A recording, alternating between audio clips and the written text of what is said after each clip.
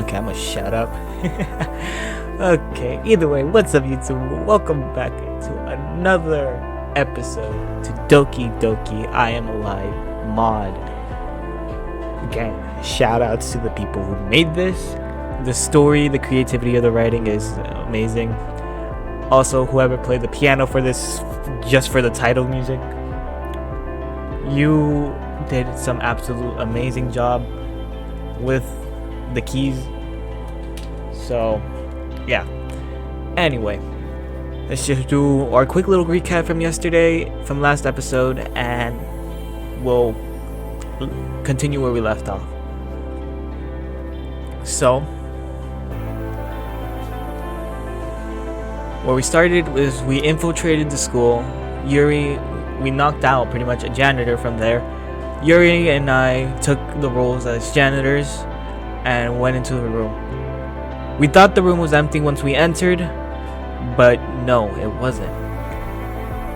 A person was still there, a teacher was still there, asked us what we were doing. Yuri was out by herself being guided by just me and Monica through earpieces, and I had to get her out of there. The teacher that was in there turned out to be none other than Kento, Natsuki's father.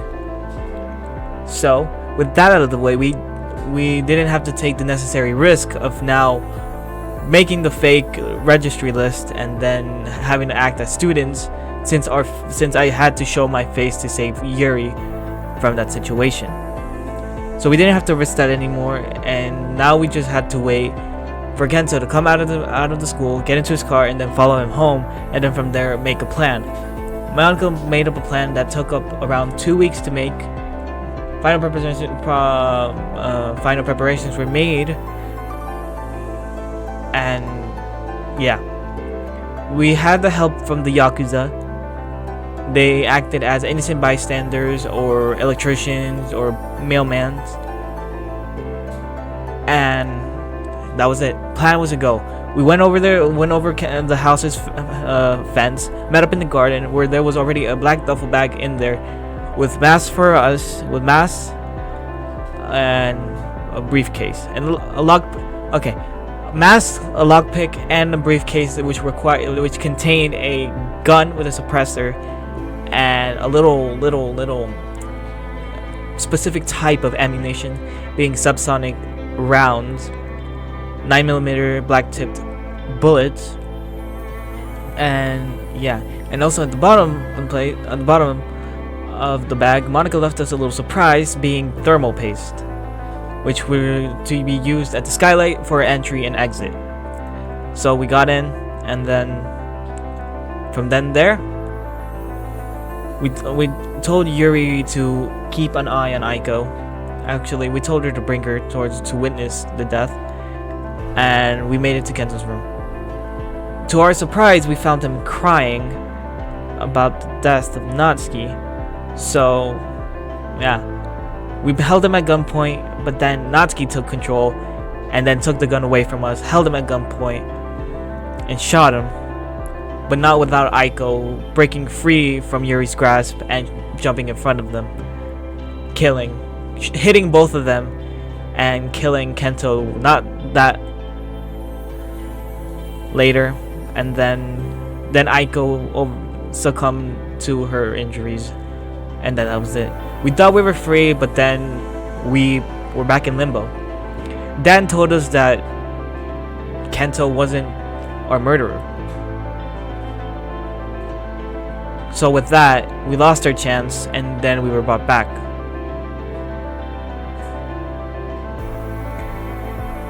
Actually, no, I'm saying that all incorrectly. We did not get taken back to limbo after that. We then spent a few days afterwards trying to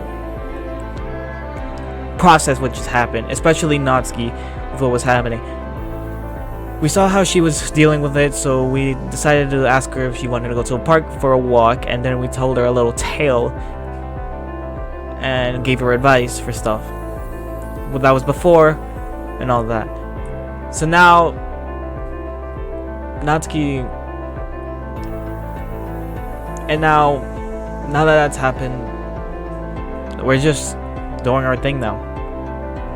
Us and Sayuri and Natsuki went out for a walk to talk about what just happened. And we were walking, and then Sayuri spotted a takoyaki stand. So we went on to buy takoyaki. We didn't buy anything, we just stood by a wall waiting for them. Sayuri approached us first with her food, while Natsuki was still waiting for hers. And Sayuri kissed us. Out of nowhere, she did that. And guess who saw her do that? Natsuki. Natsuki walked away, and we didn't do anything to stop her. So now Natsuki, we don't know where Natsuki is, but apparently she's been talking with Monica. And yeah, we then get invited to go to a restaurant with Monica and the rest of the girls. We go, and then the atmosphere is just different. Monica's is still the same, but Sayuri and Yuri are acting weird. It's already enough that we suspect Sayuri being our murderers, but then Yuri is acting like her obsessive self, now staring at us, and we can feel her glare from the corner of our eyes. Time freezes, everything goes gray, and Dan tells us that Kento wasn't our killer. So we had one more chance, but there was a thing he could do. We could do with our last chance, and this is where we're gonna return to, so we can do the other path. But he gave us an option of going back in time, back to 2 days before the plan went off, so we can get our murderer once and for all. And we accepted his offer. We went back. We told Monica, because she was the only person we could have told. There was a condition that we could have only told one person, so we told Monica. And it was between Sayuri and Yuri. We did both people, but since we suspected Sayuri mostly, we did Sayuri first. She turned out to be not the killer, of course, as Dan said. And then we did Yuri, which, when we did Yuri, it doesn't completely cross her off of the list, because when we shot at her, she didn't die. The only thing was, our limit for having people know our identity was 5, and we were already to 3.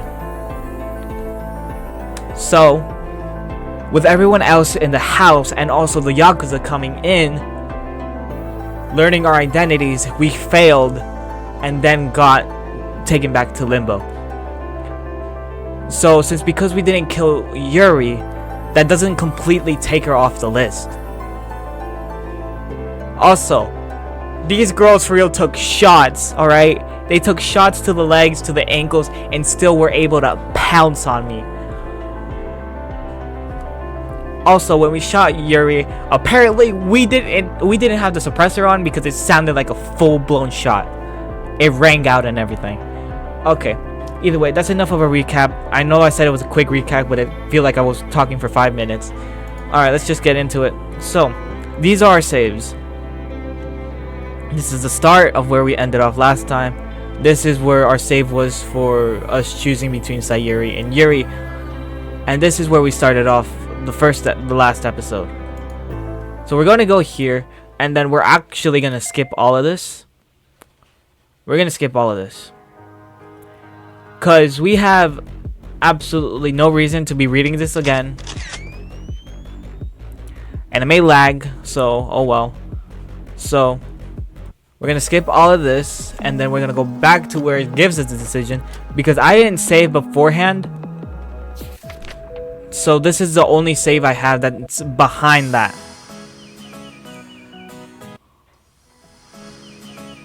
So now we have to skip through all of this and then really get back and then choose the other option. So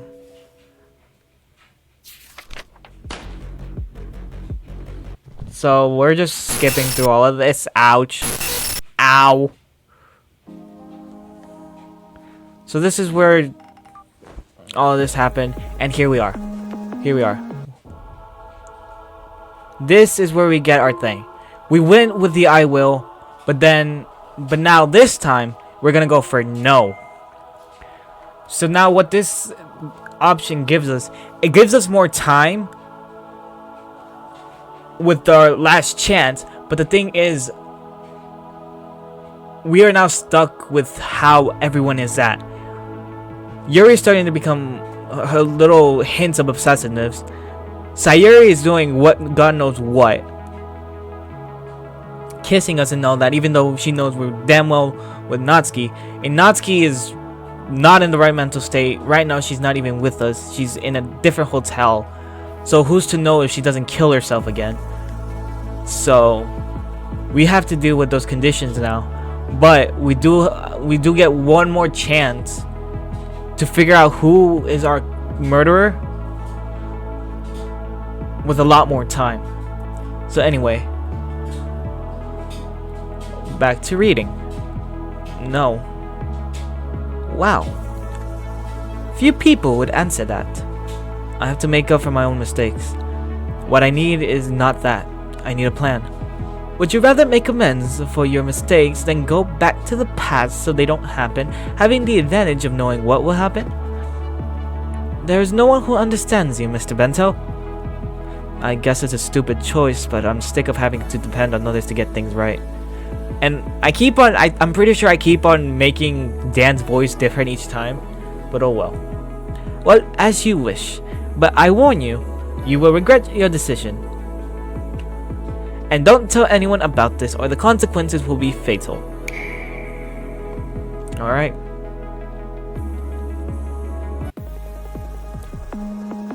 Well, but we are all bad. We've all been cursed for months. Yes, me with my thoughts, Yuri with her cuts, Sayuri with her jealousy, Natsuki with her feelings, Bento with his hallucinations. Wait, how does Monica know about my hallucinations? Only Sayuri know. She told her so quickly? Monica? Who told you about my hallucinations? Please don't tell me she's playing with the files. Sayuri, right? Yes, I told her. I'm sorry. Alright. But why did you tell her if I told you not to reveal it to anyone? Well, Sayuri? I'm sorry, but she's doing everything she can to sabotage us. How is she not our killer? I'm so confused. Please, Sayuri, answer.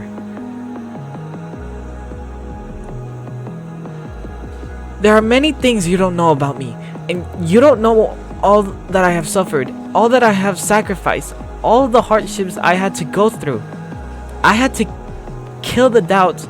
I have had to hide my depression. I've had to evade the questions. People can't imagine what it feels like. It's worse than being stabbed in the back. I have the keys to the answers, but there are keys that are not meant for just anyone, not even me. You have not answered my question. There are questions that have no answers, Bento. Sayuri, I will not stop insisting until I find an answer to my question, and only you can give it to me. No, I can't give it to you. I changed my mind. I left 20,000 yen on the table and got up, gathering my belongings. The food was delicious, and I thank you for the invitation, but I have unfinished business and must attend to it. Sayuri, when you decide to respond, call me. You may find me in the park. Good evening, girls. Wrapping my scarf around my neck, I walked out the door. I couldn't see their faces, but I knew that confusion dominated the table. Nah, screw everything. Oh, greatest rating. Nah, screw everything right now. We're not going to the park. Okay, maybe let's clear our head first, but we should try to find Natsuki. God knows what she's doing right now. If she dies, then what's the point of me even trying to attempt to find him? It had started to rain, but I hadn't brought an umbrella, so I had to run to a porch where I could take shelter until it let up. From there, I can see Yuri and Sayuri leaving the restaurant. Sayuri marched back to the hotel while Yuri stayed under the restaurant wanting a smoke. In a few minutes, the rain stopped, so I was able to continue on my way to the hotel.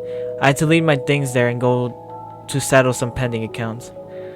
The small stream of water running along the sidewalks flowed into a culvert, and the subtle sound of the impacting water was both soothing and sad at the same time. It almost felt like an epidural injection.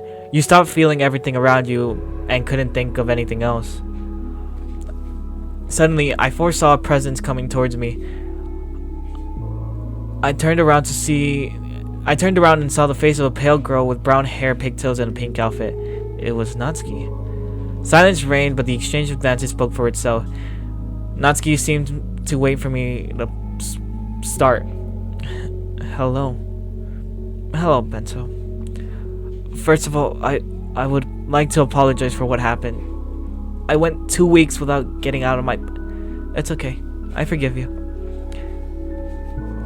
It doesn't mean I'm coming back to you. At least for now. But I forgive you. Okay, that's better than nothing.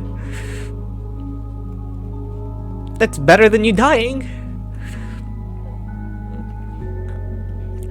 I talked to Sayuri and she told me that she forced you to do it. Actually, it's not that I was forced to do it, nor that I want to. She just did it, alright? I understand that it wasn't your fault, but the fact that you weren't together on her... Oh.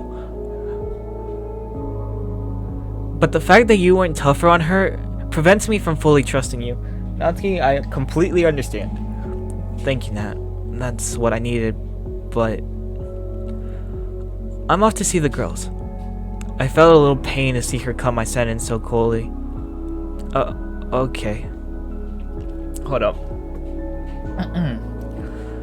The 10 p.m. bus passes by in a moment and drops us off near the hotel. The girls could use to see you. Since you left, the atmosphere is not the same. It's okay. We marched silently to the bus stop for bus 5, ready to catch it. Damn. At least she's not dead and she's back. Alright. That's better than nothing. We just waited. The 10 minutes it took us to arrive were as eternal as they were painful. And also, here's what I know I'm also wishing we could have been tougher on her, you know. But the thing is, now that I've been thinking about it, the reason we weren't tougher on her was because we didn't want to lead her to her death again. Taking our last chance away. Or taking our second chance away, because this was before that all happened. We reached Sayuri and Yuri's...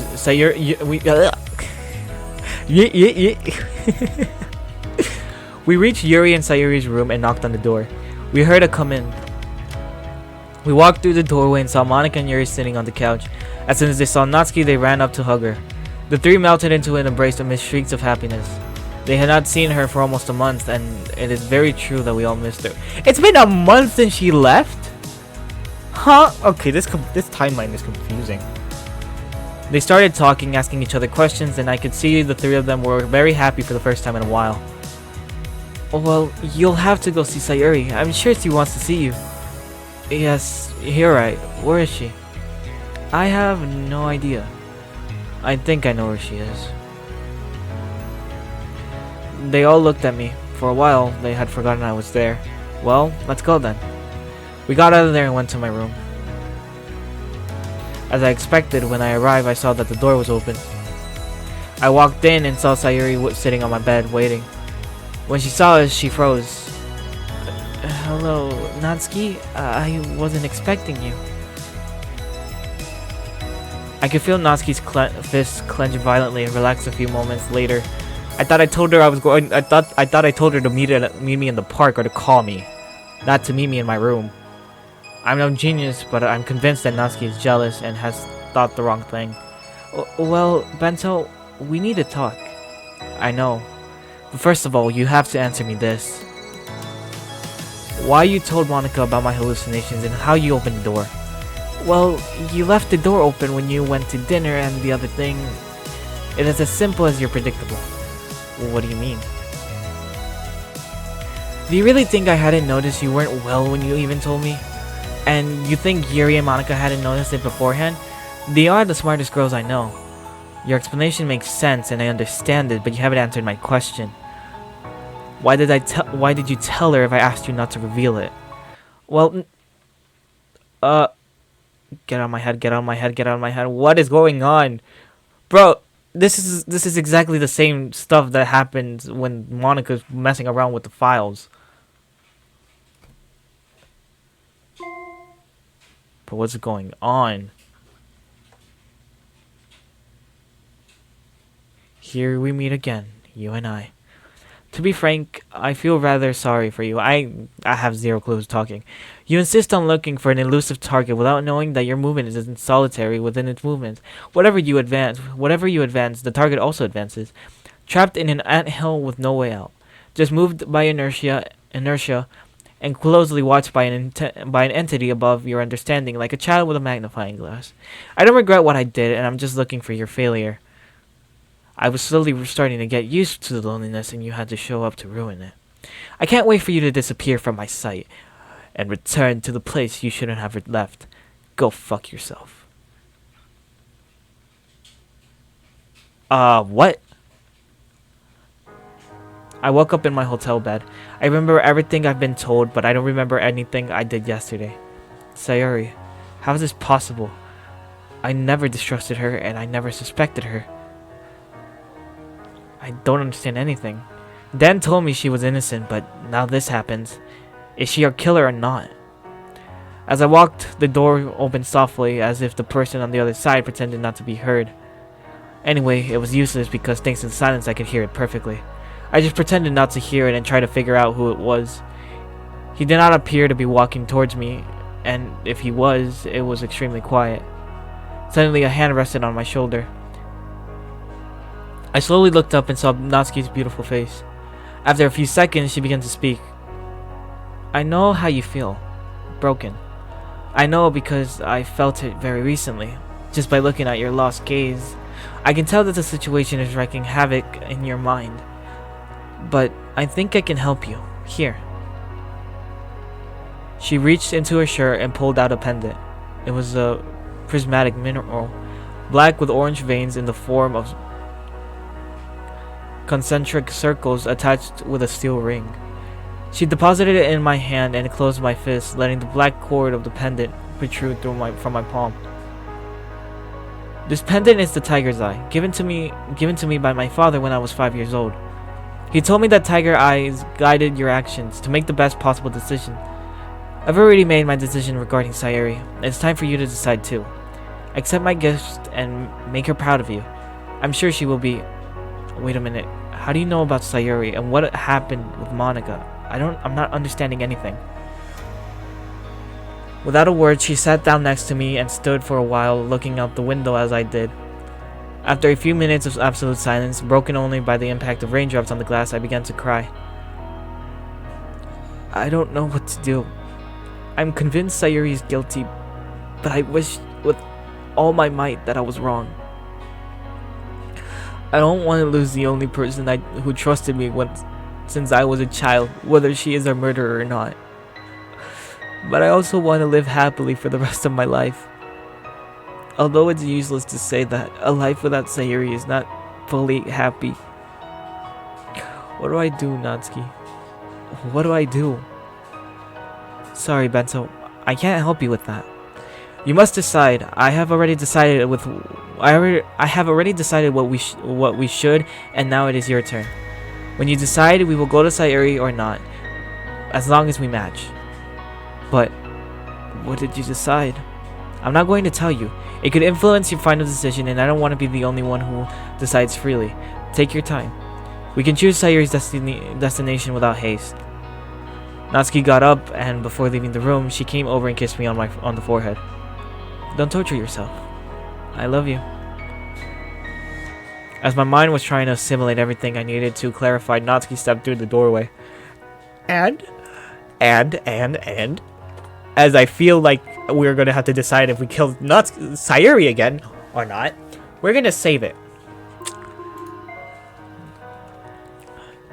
Loneliness dominated the scene again, and I would spend the next few hours sitting there thinking.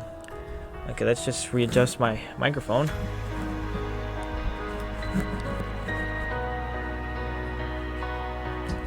Okay, it's a little too high. Hold up.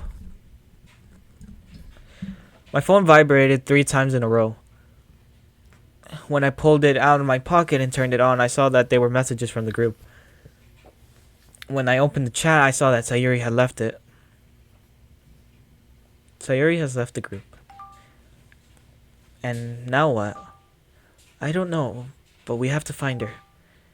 Great idea. The only problem is that she's gone and we don't know where she's heading.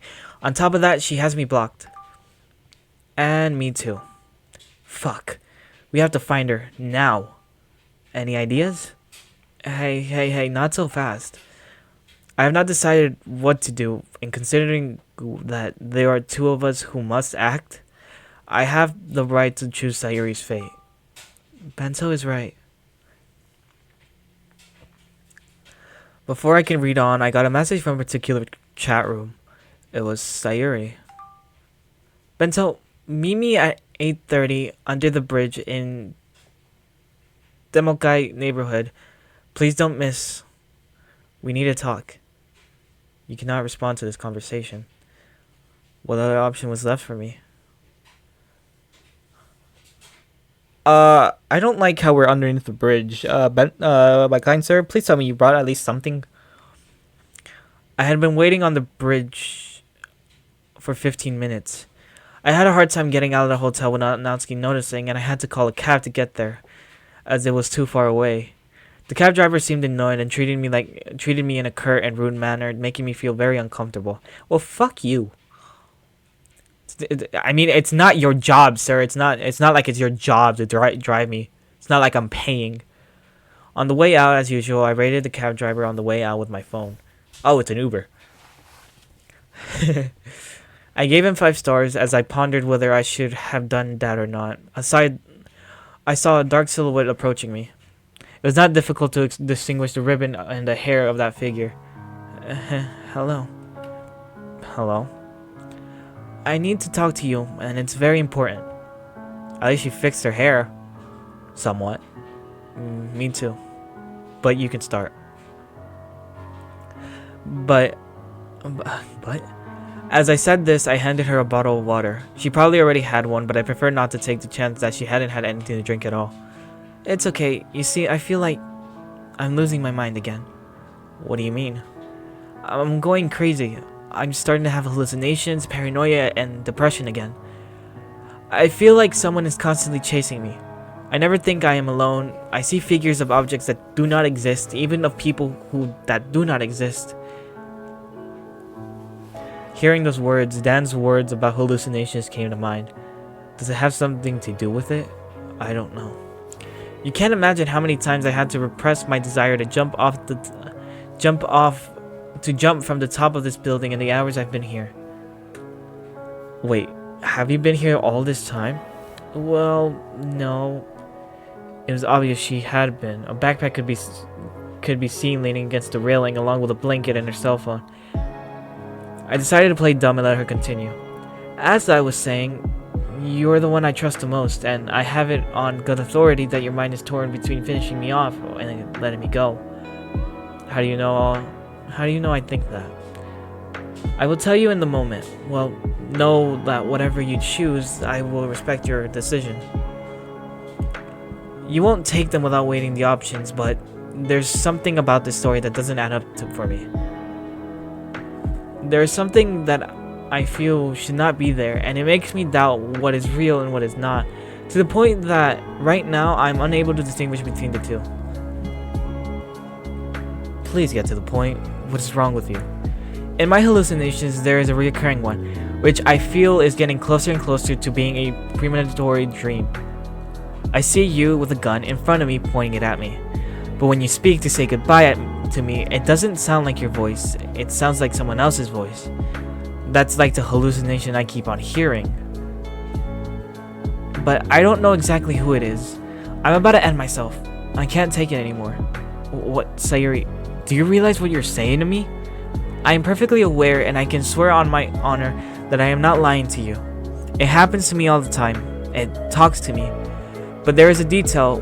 When I was on the verge of committing suicide, I heard voices every day. Although I don't know why I said voices, because it was always the same. And it talks just like these hallucinations. It tells me that I have a pending issue, that there is something wrong, and that I am the only one who can fix that problem. But this voice speaks to me in a much more symbolic way. It is not as direct as the other voice. Wait, does she mean Dan? And that is the real problem. I don't know what he's referring to. If it is what I think, it seems that it wants me to end my life, but there are multiple occasions when I doubt it. It seems to be talking to me about something more spiritual, as if I have some information necessary for something. But I don't understand what information I might have that I'm supposed to fix, and I can't stop kicking that idea around. Let's see. Did you leave something half done a long time ago? Something important? Yes. To commit suicide. But as I have already told you, it may not allude to that, but to other unfinished business. There are moments where it seems to me that I have put something aside in this story, something to help you come fully back to life. But it is a seemingly subliminal message, sometimes incomprehensible. Sorry, we'll fix that. The first thing to do is to go back to the hotel. You can't stay here in the middle of winter and only with a blanket as shelter. No, Bento, I need to think. When she told me that, I was shocked for a second. It was predictable, but I didn't expect her to respond so forcefully. It was much more Japanese. I extended my open hand towards her, hoping she would do the same, and spoke again. Sayori, is it okay if we take a walk instead of staying here and we talk about this? After a few seconds of silence, with her gaze fixed on the floor, she redirected it to me and spoke. Okay.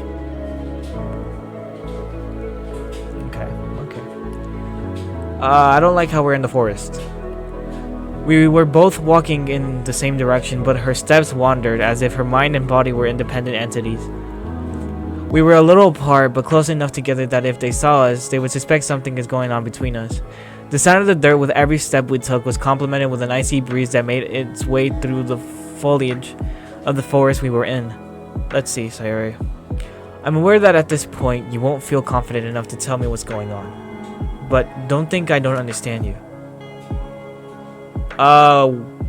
What? Huh? She tried to dissimulate, but her face went from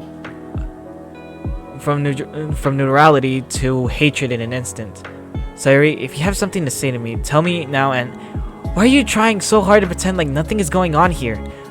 What do you mean by here? Stop playing dumb. You're really bad at it. The vein on her forehead became more and more pronounced, and she seemed to be about to explode in anger. Do you really think I don't know what you intend? Do you have to do what you have to do at once? Sayori, I don't understand you. Could you explain? That's enough! Don't try to pretend. It doesn't work with me. You have brought me to this forest only to kill me easily. After saying that, she knelt down on the ground. She knelt down on the dirt and stones while crying as her face lit up with a furious red hue. What are you going to do to me? Stab me in the neck and throw my body in the river? Will you shoot me in the head? Will you choke me with a rope?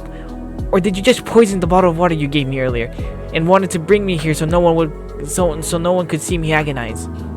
Whatever it is, please get it over with. I didn't feel able to respond to that. I felt a deep guilt so much that it prevented me from speaking. She misinterpreted my silence, reaffirming her suspicions. With her face flooded with tears, she continued to speak. So, it was just that from the beginning. I mean, everything that you told me all this time was a gross deception, wasn't it? I hate you. I hate you so much. I'm not able to express in words how much I hate you. I hate you because you told me that you would always help me, that you would always be by my side, but I hate myself for believing you. I don't know if I could believe you when you told me everything would be okay. I should have jumped when I could, but I believed you. And now I will die. I am not afraid of death. You must know that by now though, after 2 suicide attempts. Attempts that, on the other hand, would have not been attempts if you didn't show up just before. The more I remember that you saved my life, the more I hate you. I hope that at least my death will mean a happy life for Natsuki and you. Or is that a lie too? You were probably alive all this time and you kept it from me so I wouldn't get suspicious. And like a fool that I am, I believed you. I jumped from a bridge and my body was found a week later on a shore. How is that? How do you... Okay.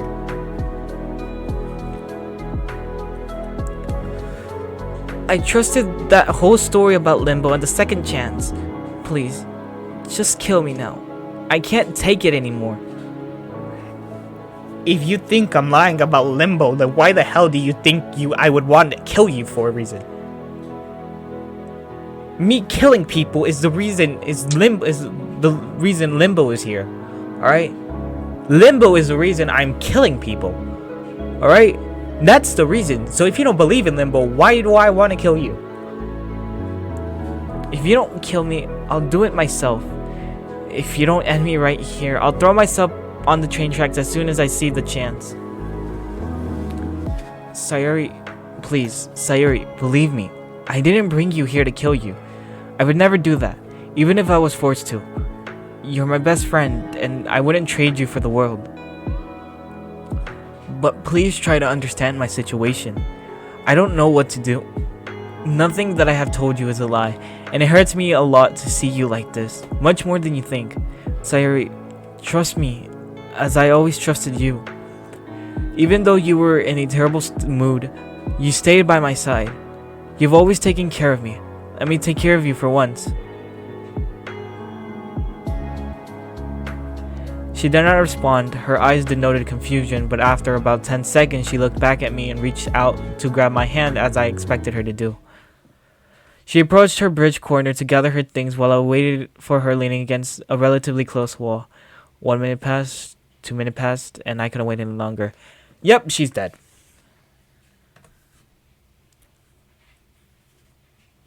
I approached the place and Sayuri wasn't there. Shit. What do you mean you lost her? Well, I lost her. I left her alone for a moment to gather her things, and before I knew it, she was gone. God knows where she is now. Don't you think she could write you again? She repeated 4 or 5 times that she hated me deeply. So I doubt it. Not to say no, she won't write me.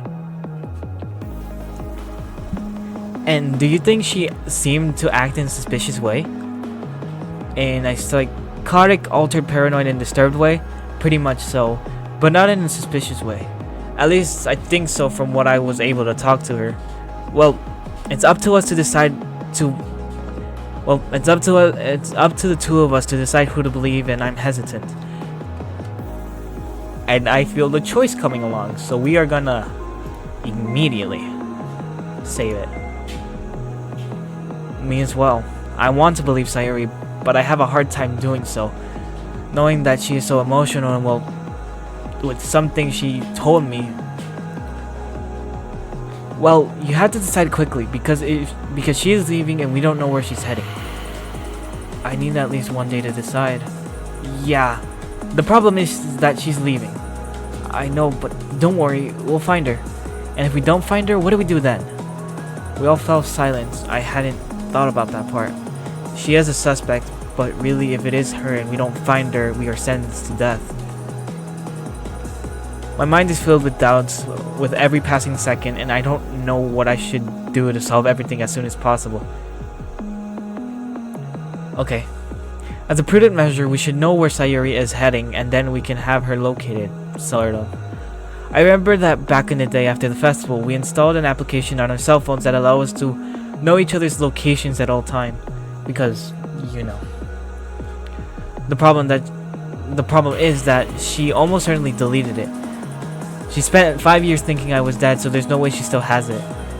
Then check it out. We don't lose anything. I pulled out my cell phone and opened the app. After a few seconds, a red dot appeared on my screen. I couldn't believe it. But she hasn't deleted it. Girls, she still has the application.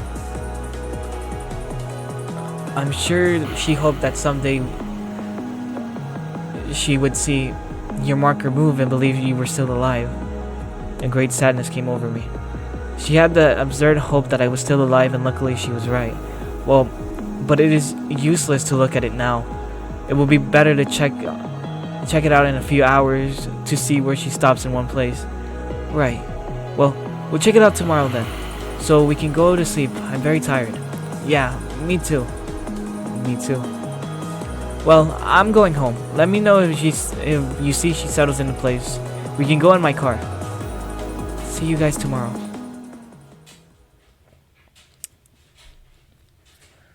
Am I gonna get another decision again? Girls. Good morning, Bento. What's up? You already know where Sayuri is? Yes, come here. We're leaving ASAP. Jeez, you're going to leave me halfway through breakfast? And where did she go? She's in my house in Osaka. She went back? Wait, what? Ow, ow, ow, ow, ow, ow, ow, ow, ow, ow, ow, ow, ow. But wait, what do you mean our house? We don't have a house. Sometimes we are not who we need to be. We are who we try to avoid. But when you miss your loved ones, the most is when they can't understand you. Many say that the magic of life is to break with routine. But what happens when it is impossible for you to do such a thing? You enter a vortex of undetectable self-destruction until your mind can't take it anymore and it explodes. And I'm on the verge of exploding. Is this the other voice talking, or is it me? I'm so confused. Every day I find it harder and harder to hide what is happening. I have zero clue who is talking. Bento, what's wrong with you?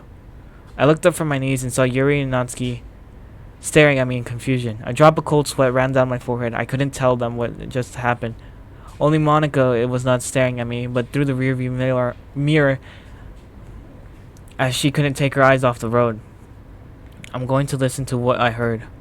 Monica, can you stop at the nearest gas station? I need to go to the bathroom. Yeah, of course. There's one nearby according to the GPS. Thank you. Immediately, she took an adjacent exit to a service stop. This is a gas station? When we arrived, we saw that it was a gas station restaurant, and to be honest, it looked good. Everything was spotless, and the waitresses were very friendly, and the bar food looked very good. Before going to the bathroom, I heard Yuri propose to stay for a while and grab a cup of coffee. I rushed to the stalls and entered the last one, man's habit. As I entered, I closed the latch on the door, and as I looked at the opposite wall, I clearly read a message written in felt tip pen. Don't trust anyone. I was petrified. It wasn't a message to me, clearly, but it seemed to be. It took a lot, but I was able to unload. I fastened my belt and got out of the toilet. I went to the sinks to clean myself and looked in the mirror. With each passing day, the less I could recognize myself. Huge dark circles under my eyes, long and messy hair, and a bushy beard from weeks without shaving. I refreshed myself by splashing tap water on my face and dried myself with a paper towel that was available in a dispenser on the side of the sink. When I finished, I looked at myself in the mirror again. Suddenly, I could read a message thanks to a reflection, a message written on the wall behind me.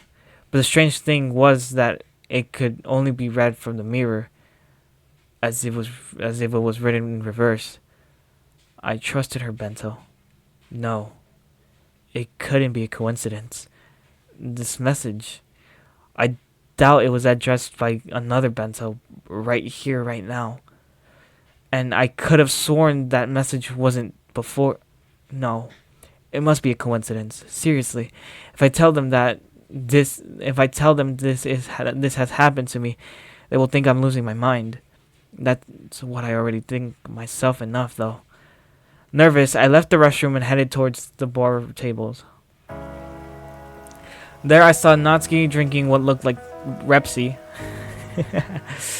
I sat down next to her and she greeted me with a smile on her face. I returned the greeting and asked, "Where's Monica and Yuri?" "They've gone outside for a smoke, but hey, we can stay for a while." "Yes, of course." Natsuki had noticed that I was wearing a pendant she gave me and a smile broke out on her beautiful face. "I see you're wearing the pendant and glad you liked it." "I like all your gifts, my love." I reached over and gave her a kiss on the forehead. At the same time, her face turned tomato red. Now's not the time. We still have a lot of unpleasantness to swallow before we can be happy. We'll get out of this. Have faith. I hope you're right. A strong sense of discomfort pervaded the place. Well, I'm going with the others. See you later. I got up from the table and left for the door, but to my surprise, Yuri walked in. Hi, Yuri. Hi, Bento. I'm going with Natsuki for a drink. Are you coming? No, that's where I'm coming from. Wait for us there. We'll be there in a second. Okay, see you later. She continued on her way and she sat down next to Natsuki. I went outside and saw Monica with a lit cigarette between her right hand fingers, while with her left hand she was pushing her hair away from her face due to the wind. Her eyes had crystallized. I didn't know if it was tears or the wind, but whatever it was, seeing her like this was incredibly tender. Hello, Monica. Hello, Bento. This is coming to an end. I know. But what if it ends badly? What do you mean? Monica, sometimes you make more of a fool of yourself than you are, and someone as smart as you don't fit. Monica began to cough, expelling the smoke she had recently inhaled. Bento, I'm serious. I don't know what can happen, but we can't know yet. We just have to go to Sayuri's house to look for her. I was shocked. I never told her that she was at her own house. I guess she must have been confused, but from someone who works with the Yakuza and is capable of creating plans that border on perfection, I don't expect it. Monica is messing with Files, or she is our killer. It's either one of the two, because she is learning about stuff before I'm even telling her. I simply said goodbye and went back inside. Okay, I'll go back inside. When you're done, come inside and we'll leave. Okay. I walked back into the cafeteria and approached the table where Yuri and Natsuki were. Well, finish up. We are leaving. We have to arrive before 11 p.m. I walked away, still with my mind scrambled, and went outside to warn Monica. Monica, we're leaving. Okay, let's get going. Calmly, she threw the cigarette on the ground, stepped on it to put it out, picked it up, and threw it into the wastebasket. Once we were both inside, we waited a few seconds and the two other girls got into the car and continue on our way.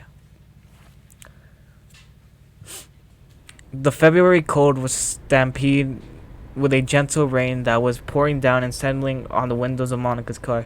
We looked silently at my home with the lights in my room on. It was obvious what was happening here. We had made no mistake. I got out of the car and Natsuki did the same. When we arrived, I couldn't find the courage to knock on the door.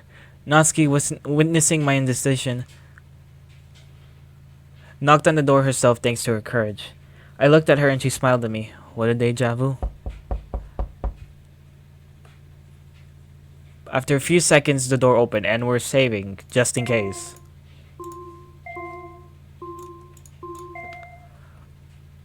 We were speechless, seeing that the person who answered our call was not Sayuri. He was a businessman in a suit with gelled hair and a bushy mustache. His clothes hinted at his excess weight, and his features showed fleshy cheeks and a prominent chin. We had completely forgotten that people lived in my house. What can I do for you? Who are you? I have to ask the same question. Who are you? Well, my name is Ryoku, and this is Hoi. I'm the former owner. Natsuki nudged me a wake-up call. At first, I didn't understand why, but then I realized that Hoi was not a former owner. But then I realized that Hoi was not the former owner of the house, but Bento, and Bento was dead. I let her talk. We came looking for a girl, Sayori, and we believe she is here. Sayori? Well, I believe you've made a mistake. There's no Sayori living here. Oh, what manners I have. My name is Takashi, and this is my home. We watched behind his back as a white-haired woman peeked over his shoulders, curious to know who we were. Well, if she's not here, we're leaving. Sorry for the inconvenience. We didn't want to bother you. Hey, why don't you come in? With this cold weather, I don't think it's good for you to leave. We were surprised. In Japan, it is customary to be polite, but so much? We wouldn't want to bother you. It's no bother at all. Really, come in if you want. We welcome you with absolutely cordiality. We looked at each other and went inside, leaving Takashi behind, who stayed to close the door as a sign of welcome. We took off our shoes, and a white-haired girl led us to the kitchen. We sat at a table, which brought back many memories for both Natsuki and me. The girl brought 4 cups and poured tea into them with a black porcelain teapot. We both sat down as well. And you say you are looking for Sayori. Sayori, yes. She was our neighbor a few months ago or so. She was a young and careless girl, but very kind. I think she had a problem with depression because of someone's death, but I never knew who that person was. My leg fell asleep and now it's continuing. Oh, this is very helpful. Oh my god. I went up. I can't sit comfortably. Get my blood flow going back normally, please, and Pt.4. Okay. Her 2 best friends committed suicide in 2019 and she was never the same. What? And why did you never tell me, Kira? You never asked. This is my wife, Kira. Pleased to meet you. Likewise. It was very strange. She almost looked like his daughter. She was much younger than him, but she looked happy. Is that Sayori you are looking for? Yes, that's her. Do you know what happened to her? She left town a few months ago and no one has heard from her since.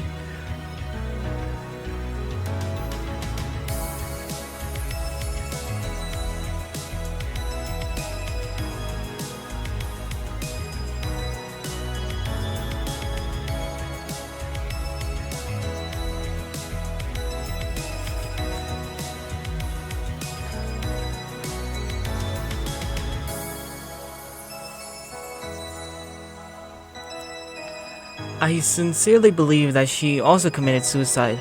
The pace of life she was living was not natural. She left her mother stranded, and even her knows where she might... Huh?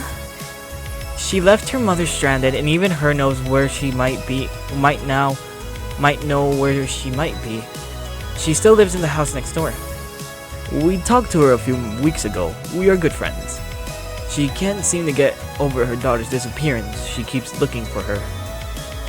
I remember that one day before she disappeared, I saw her next to a girl's grave. I seem to remember it said Nakui, Tanuki, Natsuki? Exactly. How do you know? She is Sayuri's friend, the one who committed suicide. I glanced slightly at Natsuki and saw how she was looking down at the ground to hide her face. Well, the girl told me something about missing the old club. She didn't tell me which one nor which high school, but I didn't ask any questions. She said she was afraid and felt guilty for what she did, that it was something horrible and she could never forgive herself for it. Natsuki looked up suddenly and we all listened instantly. I asked her what it was that she did, that I didn't think that it was so horrible. She replied that she couldn't say, but that It didn't matter because she wouldn't last any longer. Natsuki drank tea very hurriedly to hide her trembling of her hands. We pretended to continue listening normally, but Kira seemed confused by her behavior.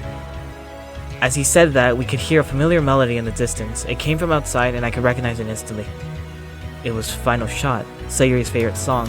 I looked over my shoulder towards the living room window and could see that the light in Sayuri's room was on. And through the curtain, a female figure could be glimpsed with a ribbon in her hair. Sweating, I got up from the table and grabbed Natsuki's arms. She looked at me and I managed to speak. Well, thank you for the tea, but we should go. Well, it's been a pleasure, guys. Good luck. The man escorted us to the door and opened it so we can leave. We put on our shoes and trotted back to the car. They closed the door and Natsuki asked me, "What is wrong with you?" "Sayuri's at home." How do you know?" "I saw her through the window of her room." I walked over to the trunk of the car and opened it. "Bento, what happened?" We're going to the save. I feel like we're getting closer to the decision. "I'm going after Sayuri." I rummaged through the anti-snow kit and extracted the concealed pistol with which we killed Kento. I took the slide and triggered it, chambering the round. I kept it in my belt, hidden under my shirt. Natsuki wanted to come with me, but when I closed the trunk, I stopped her with the palm of my hand. "Natsuki, you already killed your father and sister. I will not allow you to witness the death of your best friend. Stay in the car and wait for me, please." She looked at me in awe of my cold-bloodedness and listened to me. She opened the car door and sat down next to the others. I started walking towards Sayuri's house. It is time for me to decide once and for all. And this is where we save. Okay. Wait, what?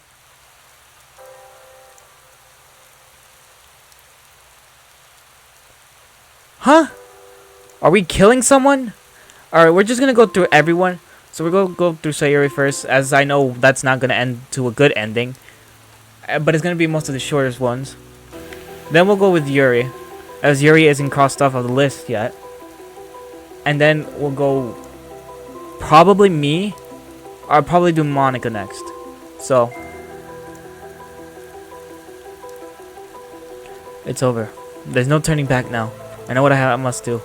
I walked determinedly towards Sayuri's house, scowling and ready to pull an end to this hell. Adrenaline was coursing through my veins and my mind was focused on a single simple mission: kill Sayuri. With every step I took, every step I took felt like walking on burning coals. My heart was burning at maximum power, filling every part of my body with energy. When I finally reached her door, without hesitation, I knocked with my fist. After a few seconds, the door opened. Sayuri's mother. "Yes, who are you?" "Wow, it's you." "I'm here to visit Sayuri." Her face showed a lot of anger. Before answering, she looked at the back where the car I came from was located. "We haven't heard from her for almost a year. We've been gone almost a year, but this timeline is so confusing."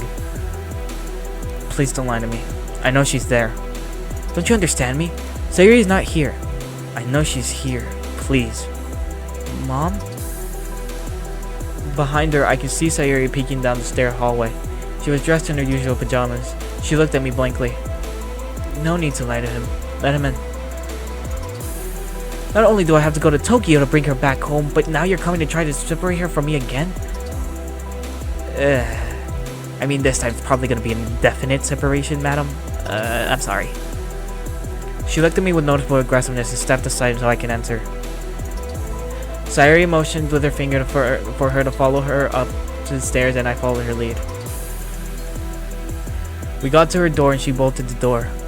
She sat on the ledge of her bed and stared at me. Huge dark circles under her eyes stood out on her face, which was even paler than usual. Her eyes looked lifeless without any feeling. For a minute, silence reigned in her room. Finally, I initiated the conversation. "Why, Sayuri?" "I don't know." "Please, answer me." And so there's no answer there's no answer where there is no question. Maybe I have not been clear in asking why. You don't understand me, Bento. Please, Sayuri, give me a reason not to kill you right here. Give me one reason. Please, give it to me. What do you want me to tell you? End this, please. If thanks to my death you and Natsuki can live in peace, so be it. That answer caused me to no longer be able to hold back my tears, which ended up on the floor after dripping down my chin. Hesitantly, I put my hand to the back of my pants, reaching for the gun. When I pulled it out, I was still pointing it to the ground. Between sobs, I managed to speak. Please. Just one reason. Sayuri, without a word, got up from the bed and approached me. When she was only an inch away, she brought her face close to mine and kissed me on the forehead. It was such a warm kiss that one could sense that it was not a kiss of love but a farewell. She closed her eyes and let herself go, while I was petrified and my tears wet her cheekbones due to the contact. When she broke away from me, she gently took my hand and directed the barrel of the gun towards her forehead. A tear descended from her right eye. As she closed them, she spoke. Do what you have to, Bento. The tremors of my body prevented my nerves from moving my finger to the trigger.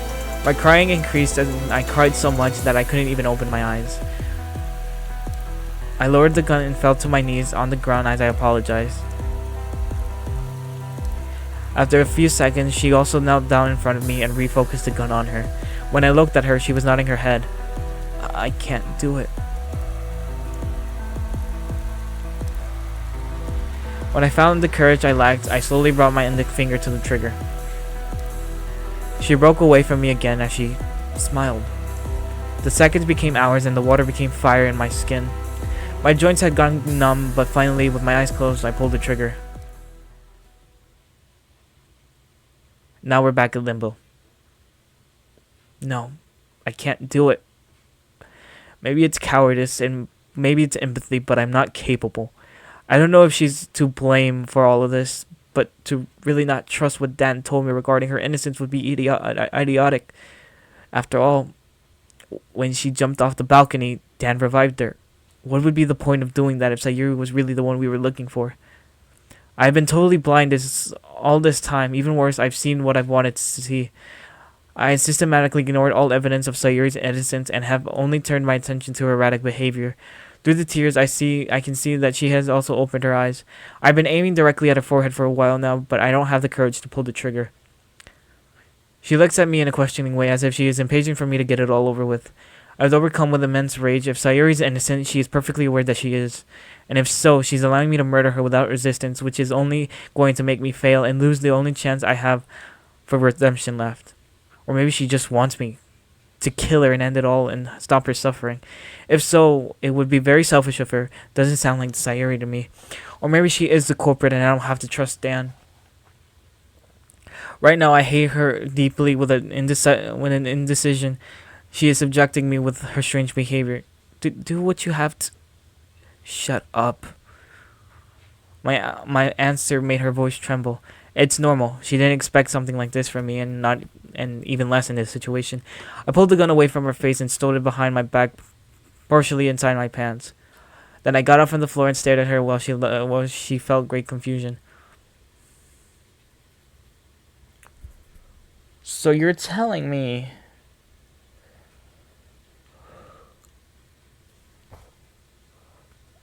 that going through this direction of not accepting Dan's proposal, we actually have more reasoning? Why were we able to kill her so easily back when we chose to follow Dan, to accept Dan's offering, but we're so hesitant here? Like, I wonder why. I don't know what your intentions are. I don't know if you just want me to kill you or if you really think you are a killer. I don't even know if you're real, because you could be an illusion.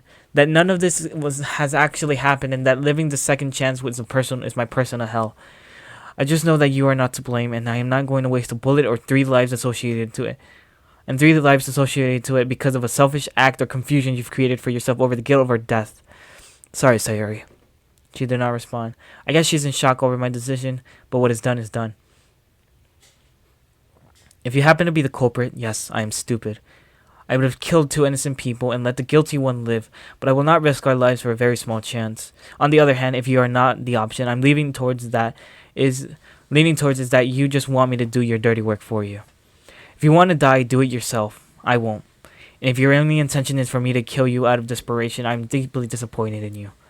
I always thought you were different, and you would never do something like that. You always helped others in exchange for nothing, but the favor you now want to receive in return is one I won't ever grant you. I already avoided 2 of your deaths, although one attempt ended better than the other, but this will be the 3rd.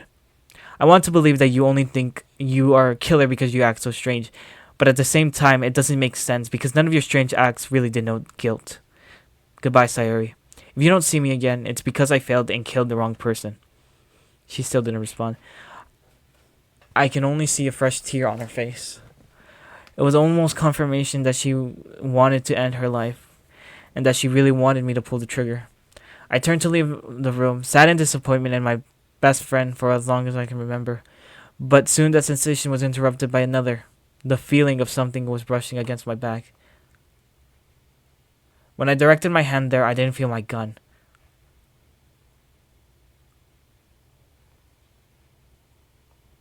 I quickly looked in the opposite direction again and saw Sayuri holding the gun against her skull, crying her eyes out but with a wide smile on her face. I guess I'll take your advice. I'll do it myself. I love you. What is up with us not putting a gosh darn silencer? We're in limbo now. Well, I have to say, I didn't expect this, but at the same time I did. What struck me is that I was convinced that you would shoot, but in the end you did not. I congratulate you on your correct deduction, as I never lied about Sayuri's innocence. But she died anyway. Yes, it is a pity that I made no difference in the outcome. I got a little excited even, but trust me, it is not easy to get excited. I'm not easy to get excited. I've seen things that would keep you awake at night for the rest of your life. But well, that is as far as your chronicle goes, Mr. Bento. Wait, I didn't kill her. She committed suicide. Let's see if you can work on that memory better. Even if you did not kill Sayuri, she has achieved her death because you were here and now, intending to kill her. I already told you a few months ago you didn't kill her, but she died because of you. And excuse me, but I also told you that I'm supposed to be neutral in the story, and I already did you the immense favor of providing Sayuri. To expect me to do that again just for the fun of it would be very naive of you. To do so would be a great risk of me because I have already told you every time I appear the story gets worse. I suppose you have already noticed with all your hallucinations, and keep in mind that those you have seen are a minuscule part of what you might suffer if I get even more involved in this matter. And what do I do now? Nothing, obviously. You have already completely missed your chance. And is Natsuki going to know somehow? No, which only makes it better for her, because Natsuki won't find out anything and will simply die from one second to the next. The problem is for the others, you will die knowing that Natsuki died partially because of you, and Monika and Yuri will witness her disappear. They will not only feel the anguish of knowing that they have lost you forever, but they will also deduce that one of them is guilty and the other is innocent, which I don't think is going to be pleasant for them. But it doesn't really matter. They won't be aware much longer after that. I hope you don't make the same mistake in your next attempt. Wait, what do you mean in the next attempt?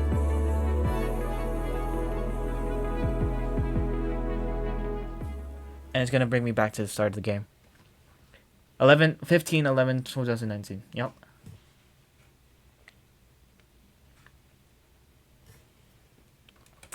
Alright, so that just brings it back to there.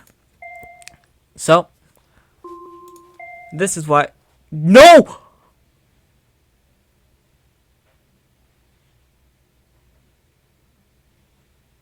I thought I pressed load. Oh my gosh, I thought I pressed load. Oh my gosh.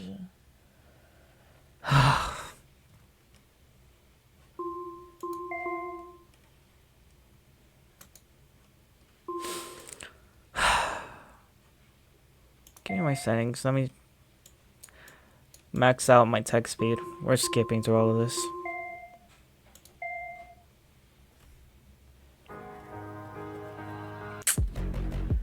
I thought I selected load. But I pressed save instead.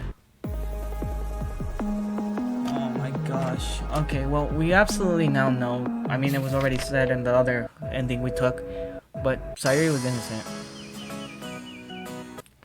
Which means Yuri is next, and hopefully we do get a chance. Hopefully she does die in this one. Not that I want to kill anyone, but that would take her off the list if we go back to Limbo.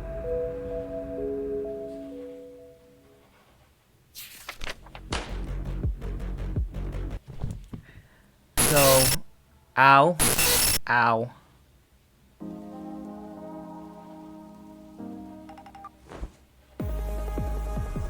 She does this, and then we say no.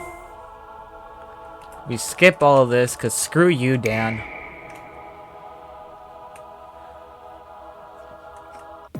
And then we start skipping again.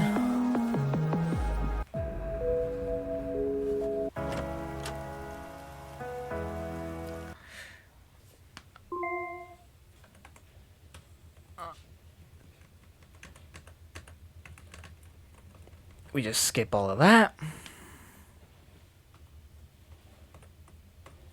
Bring me back, please. Thank you very much. Skip that.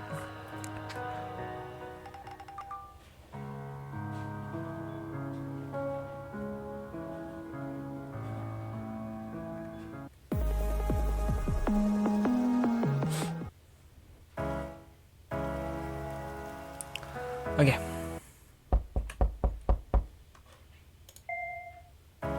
Okay, we skipped this. Okay.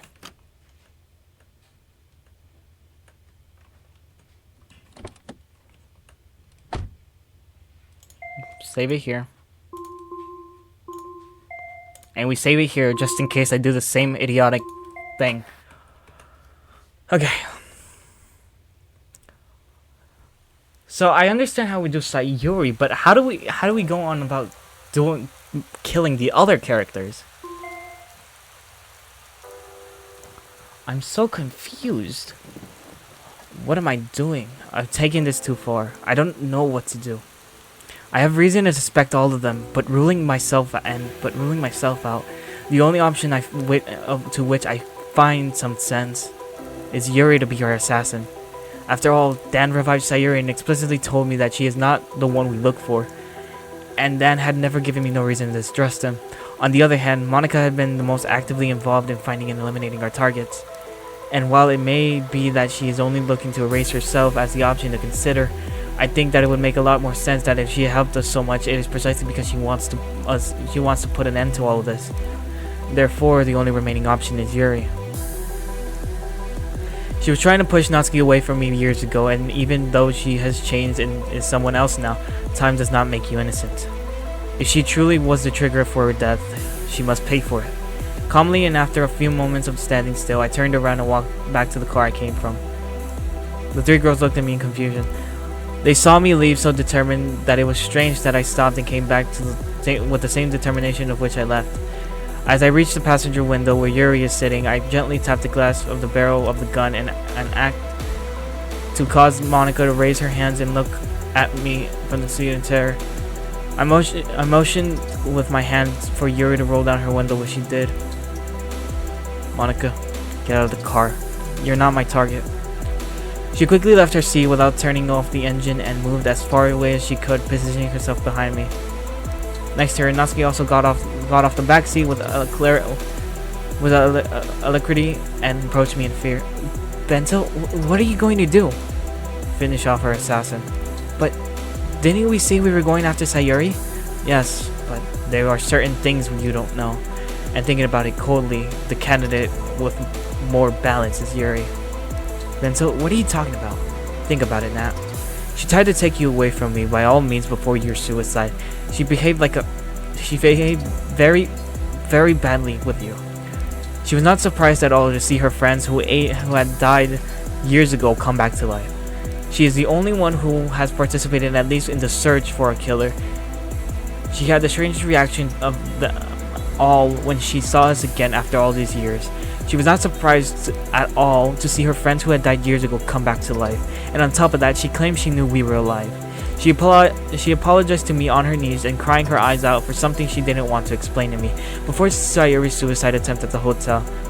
She said that someone had said something weird to her, which of course she also didn't want to explain to me, and now I'm pretty sure who told her so. She tried to commit suicide at the same place as Sayuri, but unlike her, she had no intention of carrying it out. She just told me, so I was easily able to convince her not to do it. And not to only that, I made a deal with her right there, that she would trust me and wait at least until I knew whether or not Kento was her killer. If it wasn't him in the end, I wasn't going to stop her if she wanted to meet her end, and she seemed to accept that.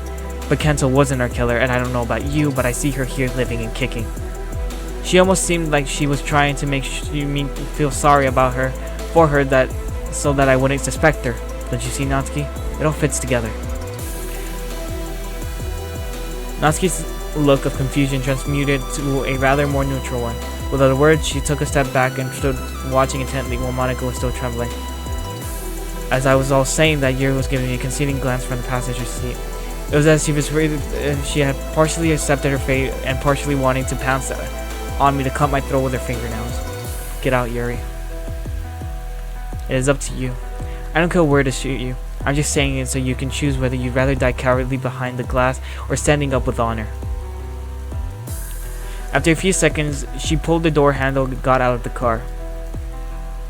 I took a few steps back, always with my gun raised, and she looked at me mockingly. She raised her hands in disdain and looked at Natsuki with some anger. Natsuki replied with disappointment. From your reaction, I understand that Bento's right. Silence implies consent. It is a shame. I was very fond of you even though you weren't exactly the most supportive. But this? I didn't expect this from you. What a disappointment, Yuri. What a disappointment.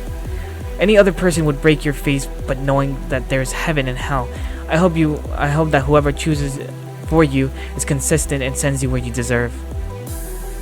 Any last words, Yuri? Yuri still does not respond. After about 7 or 8 seconds, she turned her gaze to Natsuki, gave her a macabre, crooked smile, and finally spoke. Aiko did not free herself from my grip. I released her. What? Yuri began to laugh broadly. When her sinister laugh ceased, she went on. What did you think? That an 8-year-old girl would be able to overcome the strength of a 25-year-old adult? I released her on purpose, knowing she would get between you and your father. And not to throw flowers upon myself, but I timed the release just as you fired the gun. My intention was to kill 2 birds with 1 stone and thus making you fail your mission and only having 1 more attempt. But I see that Bento is not as much as an idiot as I thought, that's all. Until she finished saying that without even ruffling her hair, she smiled again. How could we have been so blind? You know, I have to admit one thing. I don't know what you're at writing, but you're a great actress. You would have made it in Hollywood if you'd not gone into the dramatic arts instead of being a rotten bitch. You're a pure untapped potential, and it is a real shame you didn't see it yourself. As she said that, I could almost hear the vein in Natsuki's forehead swell. Suddenly, Natsuki tried to snatch the gun from my hands to be the one to kill Yuri herself, but fortunately I saw her coming and stopped her. I'm sorry, Nat.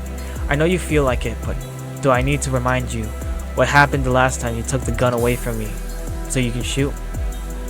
Natsuki gave me a slightly angry look and clenched her fist tightly, but deep down she knew I was right and finally stepped aside to let me handle this.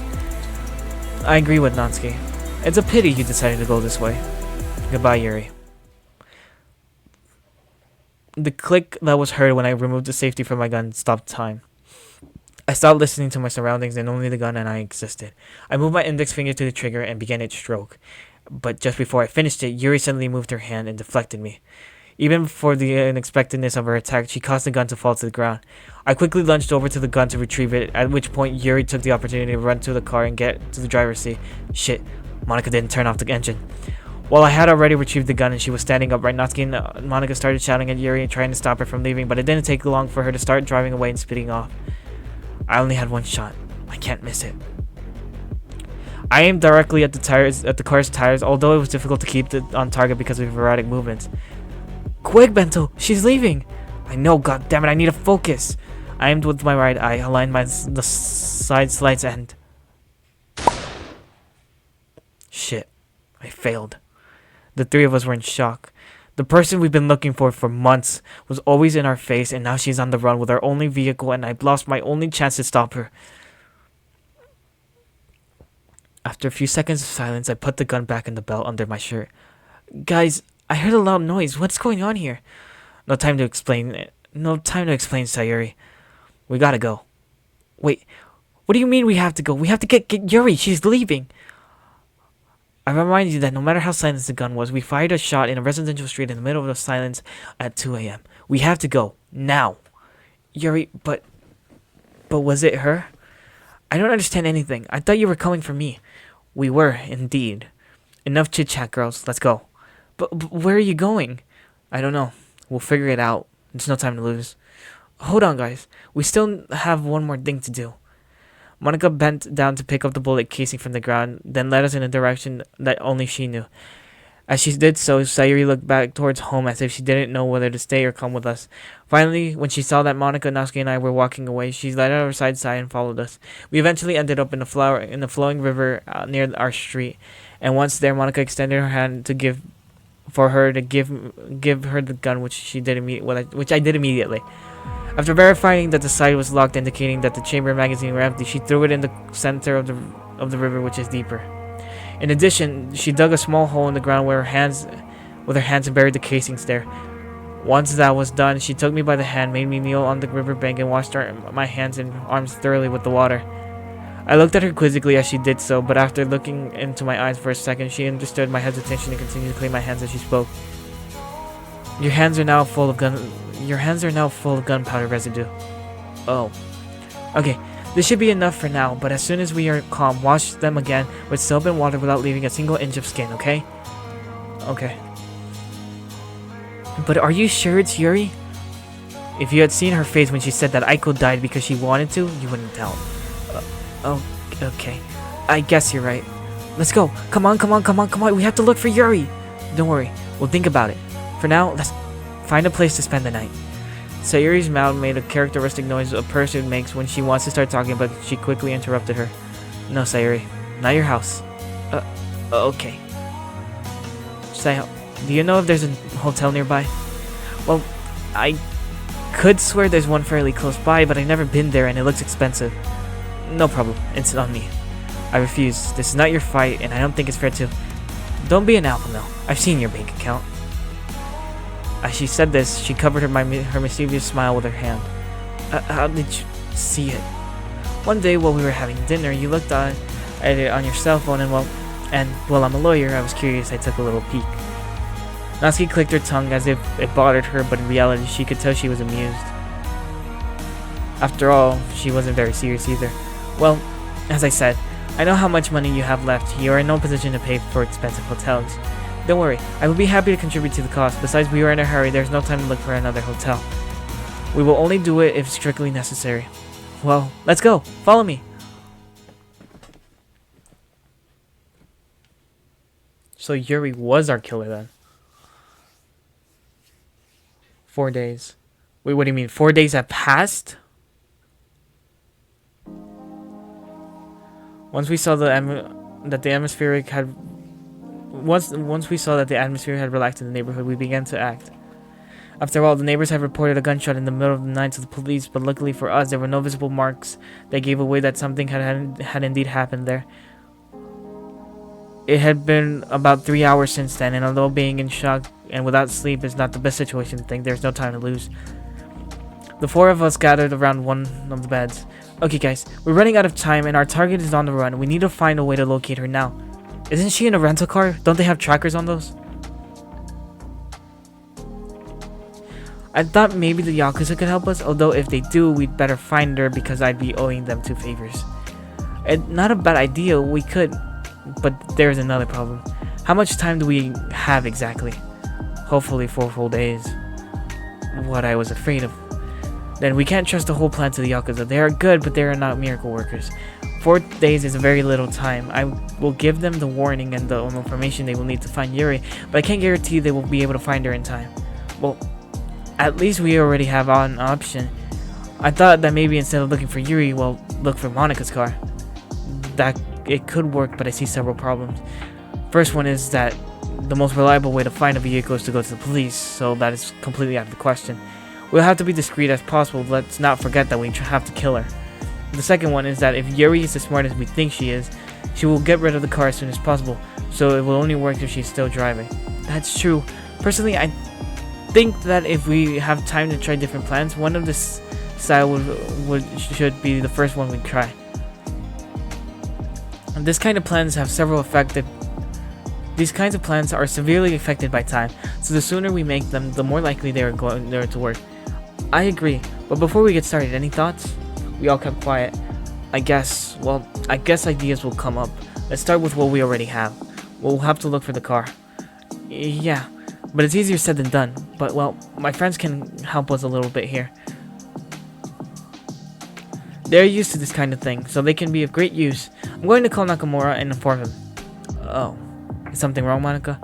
I don't have my cell phone. Shit. And where did you leave it? I think I left it in my car's glove box. There was silence in the room. Well, we really screwed up. What are you talking about? That's great. The app! The app! How can it be great? Don't you realize that this is our salvation? We can find the phone number and call this Nakamura guy anywhere. But a while ago, I noticed that Monika's cell phone was pretty damn good, isn't it? Yes, it cost me a fortune. Then I bet my left leg that it has a locator. You're right. Quick, let me have a cell phone. Any cell phone. Take mine. She started typing on my phone, and at one point she stared at the screen expectantly. Gradually, the rest of us approached her to watch. The tension was palpable in the air, and after about 45 seconds of anxious waiting, a map that showed us where we were at the moment quickly moved from about 44 kilometers away, almost an hour's drive, taking the most optimal route. I have to admit that I thought it would be even further away by now, but she really was relatively far away because she left Osaka and is just outside Kyoto. Great! Now we know where she is. Let's just, I don't know, let's call a cab or take a bus or... Hey, wait, don't rush. The best we can do is to see if she stayed there or is still on her way to where she is going. Let's wait about 5 minutes and see if the cell phone moves or not. Well, it actually updates its location every 10 seconds, so it's been sitting there for a while now, so it's most likely hiding there. Well, then, let's go. Let's not waste time. Apparently Monika taught us how to use a gun, but not how to aim it. We had a hard time finding a cab driver to take us that far because most of them only drove around Osaka, but we finally found one who would do us the favor, although he wasn't going to be exactly cheap. We had been on the road for about 40 minutes, so we were going to be there any minute. At least this time the cab driver was much nicer than the last one I rode with. This man's name was Hideki. He looked about 46 years old and he seemed quite happy. I guess it was because we were going to make his day of how much he was going to charge us for that trip. He drove a frankly well-mannered gray van and whistled fearfully as he checked the GPS. Well, guys, we're almost there. If I may be so indiscreet, may I know where you're going? What you are going for Kyoto? Well, we're going to see a friend at our house. We are staying here for the weekend. Great. You are doing really good. Age is unforgiving. He began to laugh broadly. The truth is that although what he said is not funny and made us laugh a little, his laughter is very contagious. But hey, don't tell my boss I asked you, huh? That I'm not supposed to be interested, but I liked you. Don't worry, no one will find out. Great. You know what? I'm pretty envious of you guys. I wish I could say I'd spend the weekend with my friends watching basketball and drinking, but I'm old and tired now. Driving all day and all my friends having kids makes me have to manage to have a good time on my own. For a tired man, you look very happy. Because it's not up to me to make things better, at least in part. What I'm supposed to do has been done, and so I just have to leave room for life to decide to decide to give me something better. Maybe being in this job is not what I wanted, but Mr. Money is a mighty gentleman, and this is the only thing I can afford to pay for my needs and my rent. I may be humble, but I could be worse, so I don't see a good enough reason not to smile. There are people who make a living killing, so being a cab driver is not the worst of fates. When he said that, Natsuki choked and began to cough subtly, trying not to attract too much attention from the man. Luckily, he was too busy talking to notice. Anyway, sorry to bother you with my life. We are almost there. So if you want, you can pick up your things. At least you forget something in the cab. The girl stood still. We really came with the clothes in our bags. We weren't even sure how we were going to kill Yuri. Maybe throwing the gun in the river wasn't such a good idea, but hey, we were free thanks to Monica being cautious, so I think it was unnecessary. We had nearly arrived at our destination, the Oyamazaki district near Kyoto. It's either the car is rigged or the car's just there. It was a much smaller and more rural place than Osaka, so at least we have the advantage of that if she hides there, she doesn't have many hiding places. When Hideki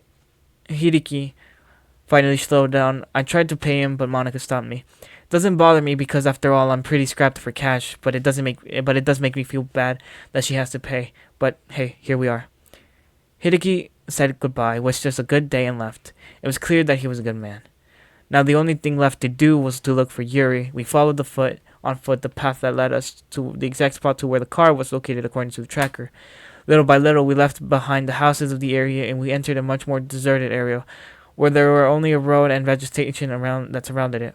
Little by little, we were approaching our destination, but when we were allegedly about 15 meters away, there were no vehicles to be seen apart from those on the road. After a few minutes of searching, we found Monica's cell phone lying in a random area on the floor, with the screen broken but still working. Crap. Monica reached over and picked up her cell phone from the floor. For a few minutes, she stared at it and suddenly began to scream. You gotta be fucking kidding me! With all the force she could muster, she hurled the cell phone on the road, flooded with fury. As she continued to scream, she began pounding on the metal cylinder of a nearby streetlight with her fist. She fooled us. She threw the fucking cell phone out the window. Ah! Reassure yourself, Monica. Shut up, Sayuri. It was your idea for us to come here in the first place. Hey, Sayuri's not to blame for anything, so don't mess with her. I agree. Relax. This is nobody's fault. The idea was good. We just had the misfortune that our target was too smart. Monica seemed to calm down. She relaxed the pressure that she was exerting with her fist, and her face changed to a deep of sadness. I'm so sorry, Sayuri. Sayuri smiled apologetically, approached her and hugged her gently. Don't worry, Monica. I forgive you. After that, Monica's eyes flooded and she began to cry inconsolably. Natsuki joined in the embrace, and a few months later I did too. We melted in each other's for about 30 seconds in what was basically an act of collective consolation. Okay, now the problem is twofold. Not only do we have to find her, but we have to find a way out of here. That's not really a problem. We can easily find another cab driver. The problem is time. We'll waste looking for him and during the trip of, well, wherever we're going. We all fell silent for about 5 minutes. Meanwhile, I sat on the ground watching the cars go by with Natsuki next to me leaning on my shoulder. Monica was still nervous and couldn't stop fidgeting. Sayuri leaned against the guardrail of the road and looked at me and looked at the horizon. Finally, Monica broke the silence. I got it. We all turned to her unexpectedly. I think I know where Yuri went. If she suspected that we can locate her with my cell phone and she got rid of it in this area, it stands to reason she has moved away from here so as to not be near it. I would rule out that it is in this area, even that is in Kyoto. Personally, I think that if she has gone anywhere, it is either to be placed in the middle of nowhere, which could mean that we can forget about finding her, or to Tokyo. And I personally think she has gone to Tokyo. After all, she is a successful writer. Her publisher and manager surely have her well protected. It is feasible that she went there and took shelter. Also, even if she didn't, she certainly communicated her situation to them. All you have to do is go there and ask a couple questions. The three of us stared at each other for a few seconds, then Sayuri spoke. Well, it's not a bad plan, of course. She is unlikely to be in Osaka. After all, if she threw the cell phone here, it is because she's clearly intended to go away. We have to test all possibilities, so let's go to Tokyo. Damn.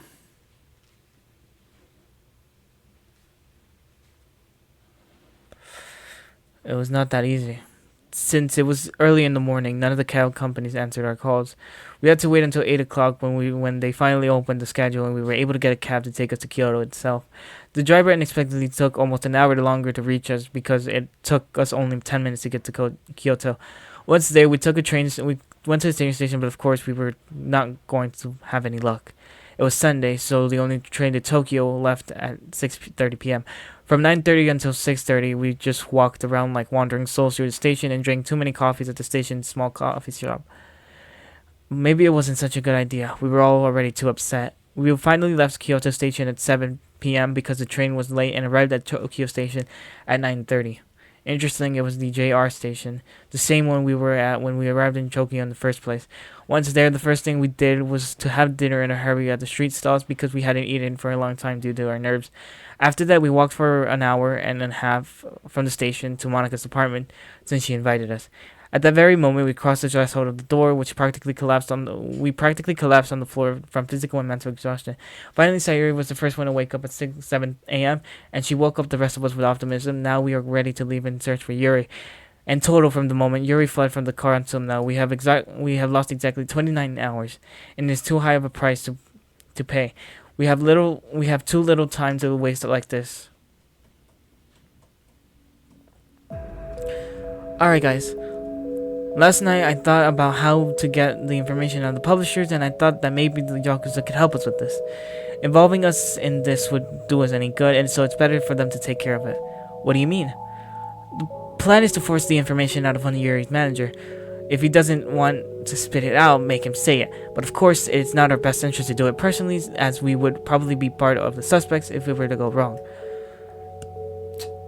On the other hand, the plan can be the same this way, but without being there in an interrogation. Good thinking. Well, follow me then. We have to go to the Shirazo Cafe and talk to Nakamura. His men will take care of it. All we have to do is give him a target. Well, then we better make sure first. Who will be the lucky one? I think the most logical person would be her manager. He is the closest person to Yuri. I'm sure he has at least a little idea of where she might be. That's great. Leave me a cell phone, and in a little while we'll know who it is.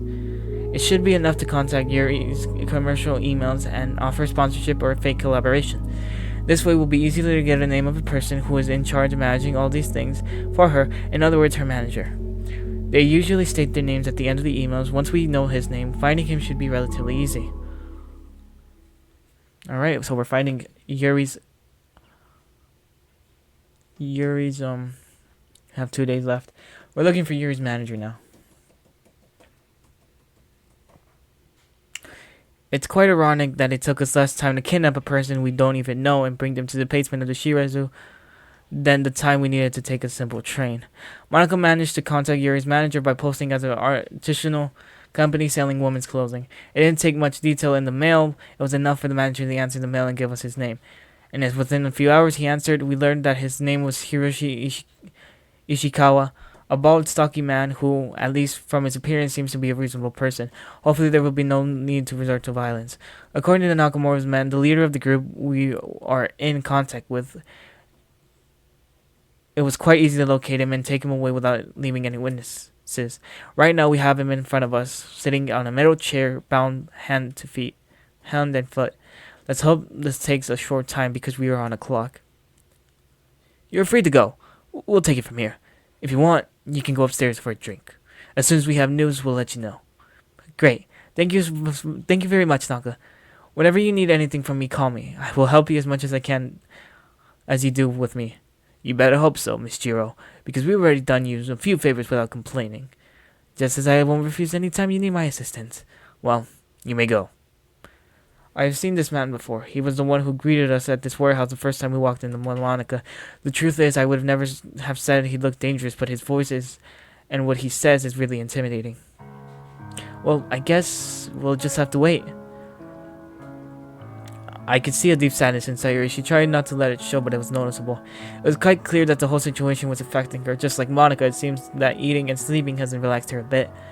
Although there's the fruitless search of a murderer, knowing that the culprit is always among us and that everything she said was a lie, the multiple trips back and forth with various cities, the stress of not knowing what will happen, the limit of time in the attempts, paradoxically the calmest were Natsuki and me. We should have been distressed about what may happen in the next few days, but we both seem to have accepted whatever our fate may be. We better go up to the cafe. I don't think they'll need to, unorthodox methods, but I think it's better if we stay away. You're alright. The four of us left the warehouse through the door leading to the main room.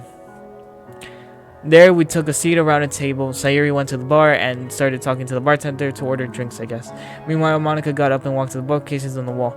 Once there, she glanced on the covers of some books. She passed her index finger one by one, but when she reached a particular book, she stopped. After a few seconds of hesitation, she pulled it off her shelf, turned it over, and slid it back to the hole it had left in its absence.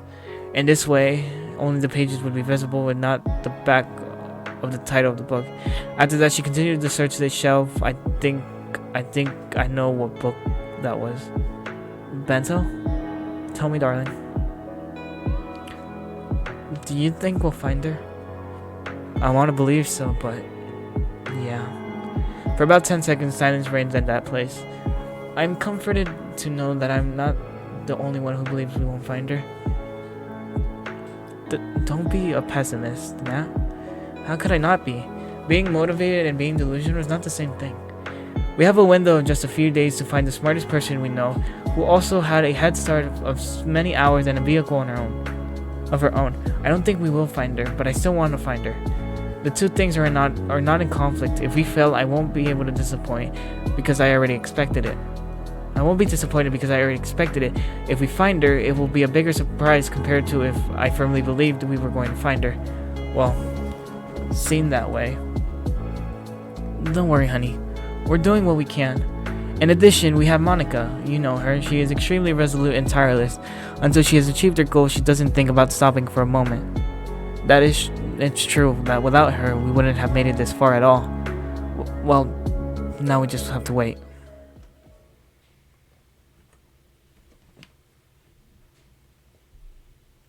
Two hours passed.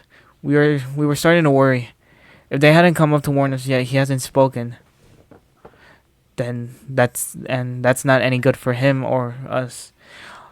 After another quarter of an hour, Nakamura called from the warehouse, making sure no one saw us. We returned to the back of the warehouse. He met us there, wearing a different shirt, without glasses, and drying his hands with a piece of toilet paper. What happened? Did he say anything? No. He was very insistent, but he only repeated over and over again that he had not the slightest idea where the girl you're looking for is. So there's only two options here. Either this man is the best manager in the world and has unmatched physical and mental strength, or he really doesn't know anything about it. But he must know something. It can't be that he doesn't know anything about Yuri. Let me just... Nakamura threatened to enter the basement, but Sayuri threatened to enter the basement, but Nakamura stopped her instantly. I think it'd be advisable not to go down. But you killed him? Of course not. But I doubt he could receive you right now. Trust me, if we haven't been able to get any information out of him, I seriously doubt that you can do anything about it. I'm so sorry. Don't worry. It's not your fault. What do we do now?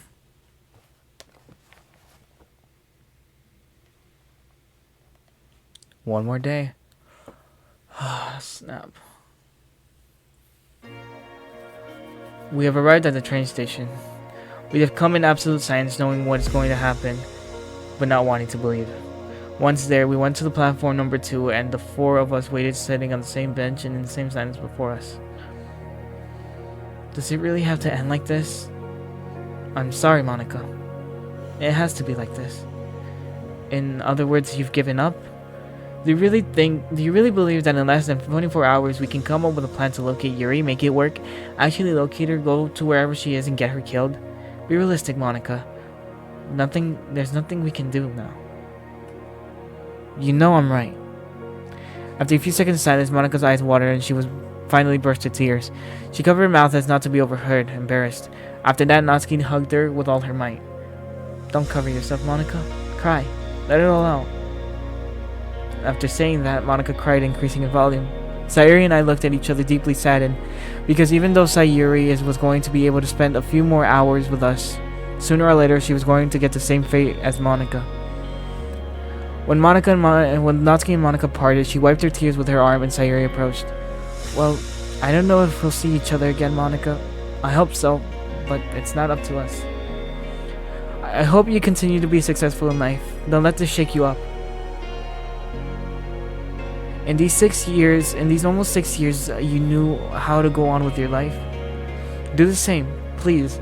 Now that you know that they are both proud of you, and even though they are no longer here, they left happy. Between sobs that barely let her speak, Monica managed to okay. I'm so sorry. Don't say that, for goodness sake. Without your help, we wouldn't have been able to accomplish anything, so you have no reason to be sorry at all. Truly, there are no words to thank you for all you have done to help us. Remember that whenever we are when the time is up, we fought until the last moment.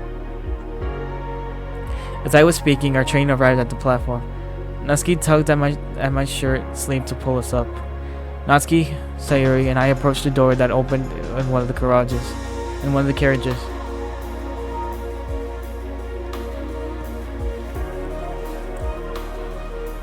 Before I finished getting up, I turned around and looked at Monica, who had accompanied us but was not coming. Goodbye, Monica. Thank you for being part of the best thing that has ever happened to us. Unable to respond, Monica had another bout of sadness that almost brought her back to tears, but she held her ground. Thank you for joining the literature club. Never in a million years could I have found better companions. Suddenly, the door slammed in my face. With my finger, I indicated to Monica to follow me from outside, and I went to the seats where the others were.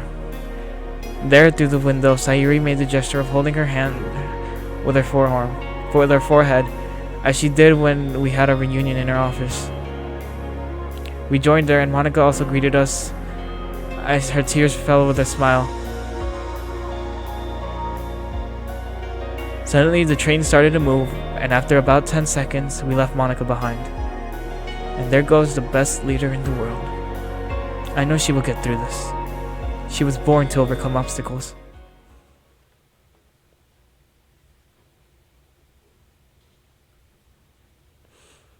This is as far as we have come. Our life has reached its twilight. We will die young, but happy. Bento? Tell me, darling. When I first met you, you seemed like an asshole. It's funny how things change, because now you are the love of my life, and I refuse to live in a world without you. I love you too, honey. When I first met you, I found you very repellent and unfriendly, but how fortunate I was to discover that this was only a shell. A thin protective film that covered tenderness inside you. And you already know that I can't live without you. I only lasted a week. Of all the things that has happened to me in my life, do you know what makes me feel the luckiest? I looked at her expectantly of an answer. That we will die together. She smiled softly. Although I can see melancholy in her eyes, her smile was sincere. It really made her happy to be able to spend her last moments with me. What makes me feel luckier is that you exist. I never knew how much I needed you until I lost you. And knowing that I could be with you a little while longer is a gift I can never repay. Natsuki held my hand. I wrapped my fingers in hers and moved closer to her so I can feel her warmth one last time. I don't want to be too corny, but all that comes to mind right now are memories with you, And in a way, it's comforting to know that the picture I'll have in my head when I leave is you. Bento, do you think our lives would have been better if I hadn't committed suicide? Does it matter? You could ask the same exact question with anything. When being on the edge of the abyss, nothing matters. Touche. Well, the truth is, maybe we could have been happier. But I sincerely believe that it would have been shorter. Not because we died, but because we might have not lasted as a couple. It may sound harsh, but I appreciate the fact that you died, because then, as I died and we were resurrected together, our love took hold. Maybe your life was short, but the love I feel for you right now is incomparable to any other feeling I have ever experienced. And to be honest, I think I prefer a fleeting love-filled life to a long-lasting lonely one. Natsuki, with her free hand, took me by the cheek, directed my face towards her, and kissed me. I don't know how long it lasted, but for me it was an eternity, and eternity seemed too short. Our story ends here, in an abandoned house that once saw her birth, growth, and death. Perhaps my life did not begin here, but it feels like this is what place, time, and company with which it must end. Our existence was a sigh, a mere instant in the immensity of the cosmos, which after a few years will not be remembered by anyone. But it does not matter anymore, because it ended as it should. Despite the insignificance of our lives, the person who runs the world does not seem to think so. And even to this day, I still don't understand what makes Natsuki and me different from all the other people who die every day in the world. But I bet I'll never know. And I bet I'll never know. But I'm not saddened by that thought. You know, we never got to get married. That took me by surprise. I hadn't thought about it carefully, but with hindsight, it's something I want. You're right.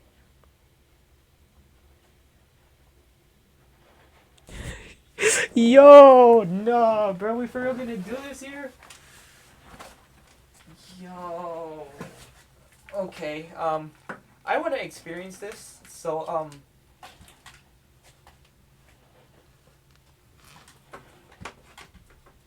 let me just connect my laptop to its charger before it dies and I lose probably the recording.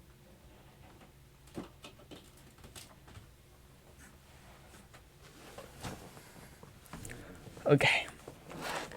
I extracted one of the 3 rings that adorn my right hand, specifically one with a yin-yang symbol, which turned on itself thanks to an internal bearing. Perhaps it's not the most suitable, but for me it is the most precious. I knelt down in front of her and offered her the ring. Natsuki, will you marry me? Yes, I will. She lifted me up with a lot of strength and hugged me with even more. As she held on to me, I listened as the ring slid across her left ring finger, and as she then looked at me with a big smile on her face. I love you, Nat. I love you too, Bento. In this way, holding hands and looking out the window, we remained still and silent for a long time. So long that it seemed like having another life.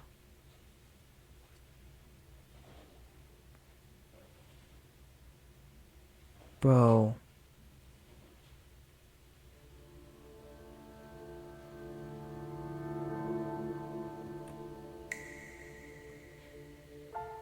Oh my gosh.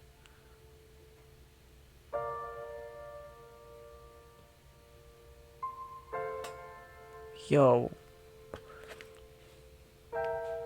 Bro, this music's gonna make me shed a tear, dog.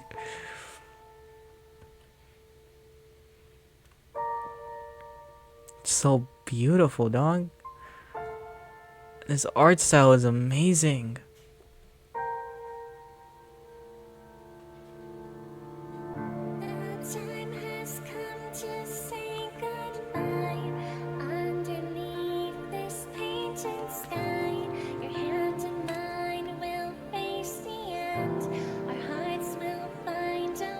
Wow.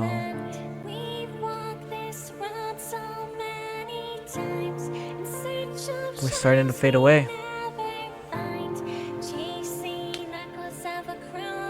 Whoa, wait. Why is she fading away first?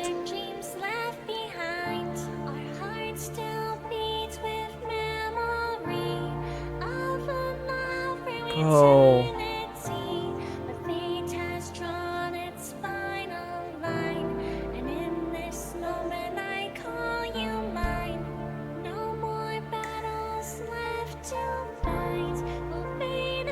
Bro, this is sad.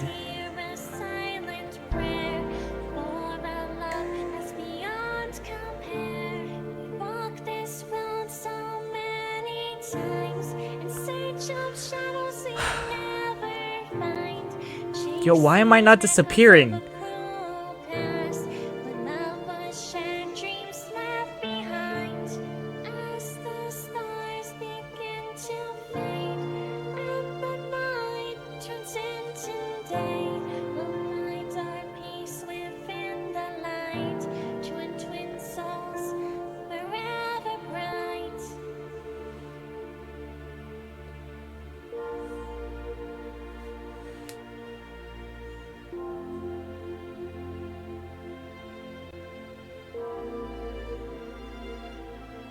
Bro. Clap it up. Clap it up. Everyone who worked on this, y'all did an amazing job. Shout out to y'all, bro. But shout out immensely to the people who did the music. It really did set the mood. Don't let me go. Bro, what? Face the dawn. Let the twilight show. That even as we fade, our love will still remain. In every sunset, for joy and pain. Okay, now I'm fading. Art, yo, the people who did the art, y'all were amazing. Translations. There was a little bit of the typos here and there, but it's alright. The voice, Lee Fuji. Beautiful singing voice. Special thanks to Constantly Yahira Yumafumi. But shout out to everyone that's coming through here. Sayuri Amino, Yuri Amino, Rubeline. Universal, Sergeant Ronan, Broken Clock.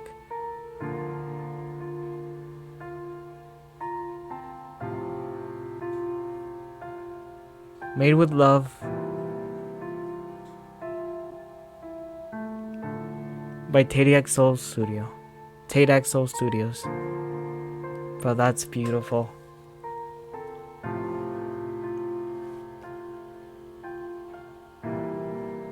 So we can say we are alive. Bro, that was beautiful. We're now back in Tanjiro's mind. I guess it wasn't the ending I had in mind, but I have to say it was emotional. It was a pity that it doesn't really serve a purpose, because if it really was a definitive ending, it would have been frankly a good one. I must congratulate you, because even though you did not achieve your goal, you did what you had to do, and that is to be admired. Not many people would have made it as far as you have, and that is to your credit. And now, I would like to address you. Don't lose hope. Anyway, you have all the attempts you want. Every failure is just one more reason to start again. If you do not need a reason, you'll start again whether you want to or not. This speech is really useless for Bento, but not for you. So burn it into your heart. You know, I once read a poem. I'm not much given to humane art, but I feel like there is a fragment of that poem that fits well with what I want to tell you. Although, to be honest, I don't remember who wrote it. It went like this. I curse the poetry of those who do not take sides until they are stained. I make faults mine. I feel it in me, those who suffer, and I sing while breathing. I sing, and singing beyond my personal sorrows, I widen myself. Good luck.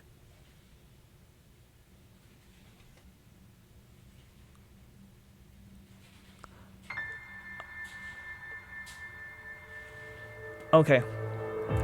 I feel like that is actually the definitive ending, like the actual ending for this. But that doesn't mean we're not going to try the other ones and see what happens. So we go for Monica. But it did seem like Sayuri was our murderer, and what was I saying? Yuri had some fault in this. Monica, I'm pretty sure Monica didn't have any, but alright. I have no doubt. Well, actually, yes. There has not been a single moment since I came back to life in which I have not harbored doubts of any kind, of all kind. But if I have to play all my chips on one color, this is undoubtedly one of them. I approached the pilot window and tapped it twice with the barrel of my gun. Yuri grows pale and shakenly rolls down the window erratically. I gestured with the gun to my left, letting her know to get out of the car because she is not my target. Yuri, with her hands in the air, got out of the car like a bat out of hell. Monica looks at me blankly, as if she doesn't think I have the guts to do it. Bento, what are you doing? Weren't you going after Sayuri? Indeed, Nat. I was. But why this sudden change of heart? It isn't sudden at all. I've been mulling over the decision for months, and something inside me tells me that we're going for the wrong person. What if you fail? We say that, but if we don't have the exact same problem regardless of our decision. Hey, excuse me. I didn't decide this. This is your decision. Made at the last minute and unilaterally. I'll take the consequence, I'm too sure. No, Bento, you don't take the consequences. Well, yes, you take them, but the problem is that I also take your obituary consequences. Deep down, I'm hurt by her words because I know that they are true, but my decision has been made. I have only two options: let time pass and die, or kill all of the three girls. It could have been one of them, so the change of mind is not in question. After all, I have to reason to trust each and every one of them, but Monica's never given me a good feeling. Sorry, Monica. No!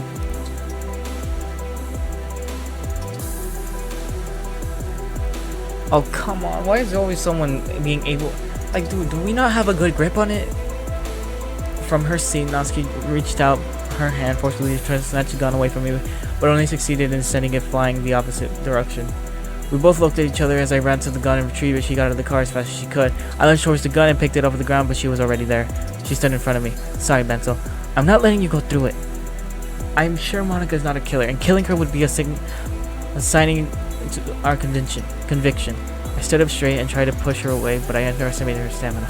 I was not able to move her. She adopted a pretty solid position, and every time I tried to go around, she would quickly get in front of me. Finally, I had enough and straightened my gun over her shoulder, but she clung to it, trying to make me miss the shot. The struggle caused me to fall to the ground again. Ignorant of myself, I left the gun unlocked, and the large of my body caused the gun to go off accidentally. When I raised the head of the fall, I saw Natsuki in front of me again, just as posing as always despite her short stature. Picture arms, disapproving look, backlit brown hair, and a maroon spot expanding on her chest. Oh, come on. How? No. Natsuki fell to the ground. I threw the gun as far as I could, as if it burned in my hands, and crawled to her side. I grabbed her by her face and shook it, while insistently screaming her name. She was unresponsive. There was silence.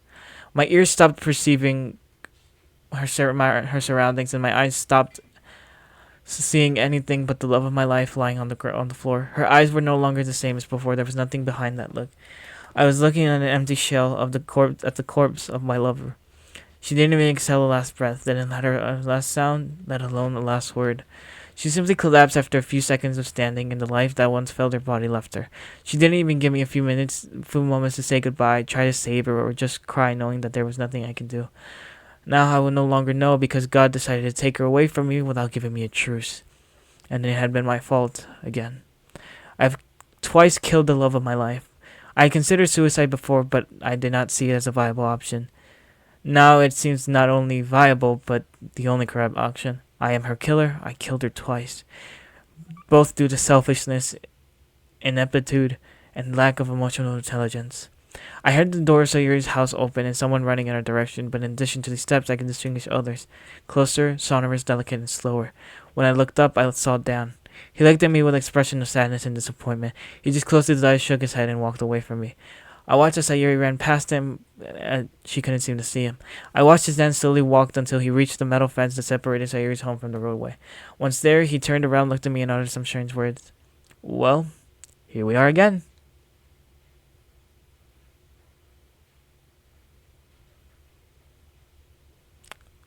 (15/11/2019).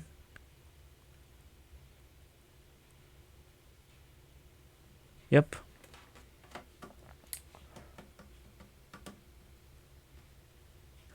Okay. Now we load it and then take it up again. And then we do ourselves, which is our last choice. Why do I keep trying? It hurts me to think about it because I thought I was being selfish, but I always thought that suicide is for cowards. Now it is not only clear to me that Natsuki and Sayuri are not cowards, but they are some of the strongest people I know. Because now the idea is going around in my head. I understand that despair is mere thought of it subjects you to. Despair becomes flesh, envelops you and prevents you from breathing. It pains me to have taken all this so far and to have caused so much suffering when the answer up to the crossroad in which we find ourselves was so simple. I caused her death. And I was lucky I didn't provoke more death, because if my eternal rest is going to be one of regret and guilt, I wouldn't even be able to rest if I had taken more people to the end. I'm just a few meters from Sayuri's house, and this sea of thoughts has flooded me, keeps me completely motionless in the middle of the road. Deep down, I think I was just to see if a car would pass by at the moment and run me over, so I could finish this without getting my hands dirty.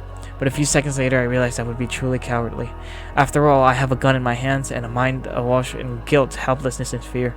After admiring the pistol for a few seconds, and after noticing its angular shapes, its metallic smell, and the weight of a device, added the weight of the lives that it has taken and will take, I hold the gun to my head. I pointed the gun firmly at my right temple, and although I thought I had the strength to pull the trigger, I was hesitant. My index finger was shaking and would not let me finish this. As I doubted whether to shoot or not, I felt a powerful forward thrust that threw me into cold asphalt. The gun accidentally went off and unfortunately did not hit me. Still on the ground, I turned around to see Natsuki yelling at me. I know she was shouting from her body language, but my head is so out of it and my ears affected by the noise of the gunshot that I could hear nothing beyond the thrill beeping sound. Although it's not really necessary to listen to her, I know what she's saying and I cannot blame her either. It's very difficult to believe that I am to blame for all of this, but I see it so clearly that it would be absurd to not end me right here and now. Without paying attention to what she was telling me, I tried to bring the gun to my mouth as fast as possible, but she read my intentions. She quickly snatched it out of my hands. She always had inviolable reflexes. I did not give up and try to get back up, but she was faster and moved slightly to avoid it, while shouting things that were incomprehensible to me. Little by little, my hearing was recovering from the shock, and it became easier for me to understand what Natsuki was saying. I'm telling you, no, Bento, not a chance.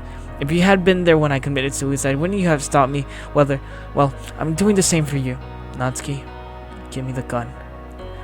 I just said no to you 20 times, and I'm not going to negotiate. You're lucky I don't have the slightest idea about handling one, but otherwise I'd take it apart so you couldn't use it. You don't understand. If you have the nerve to say I don't understand, I swear I'll kick you in the balls so hard that an ambulance will have to pick you up. I remind you that I committed suicide. If I'm not the one who is going to understand you, I don't know who will. I am the killer, Nat.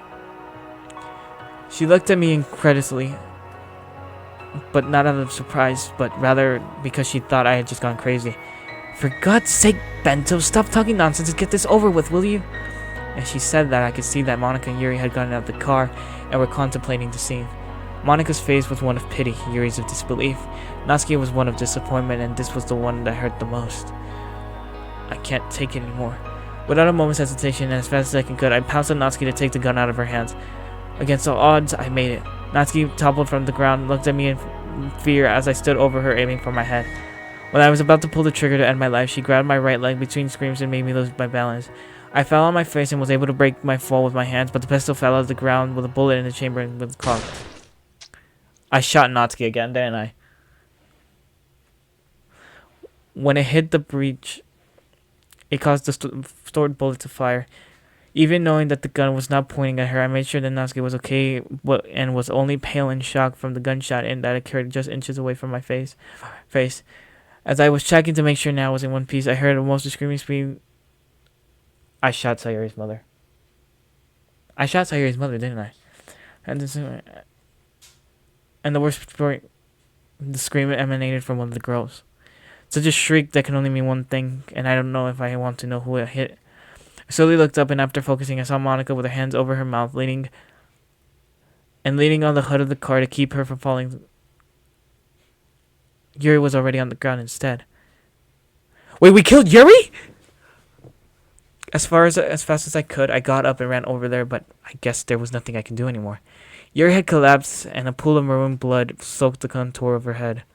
The bullet had hit her in the neck.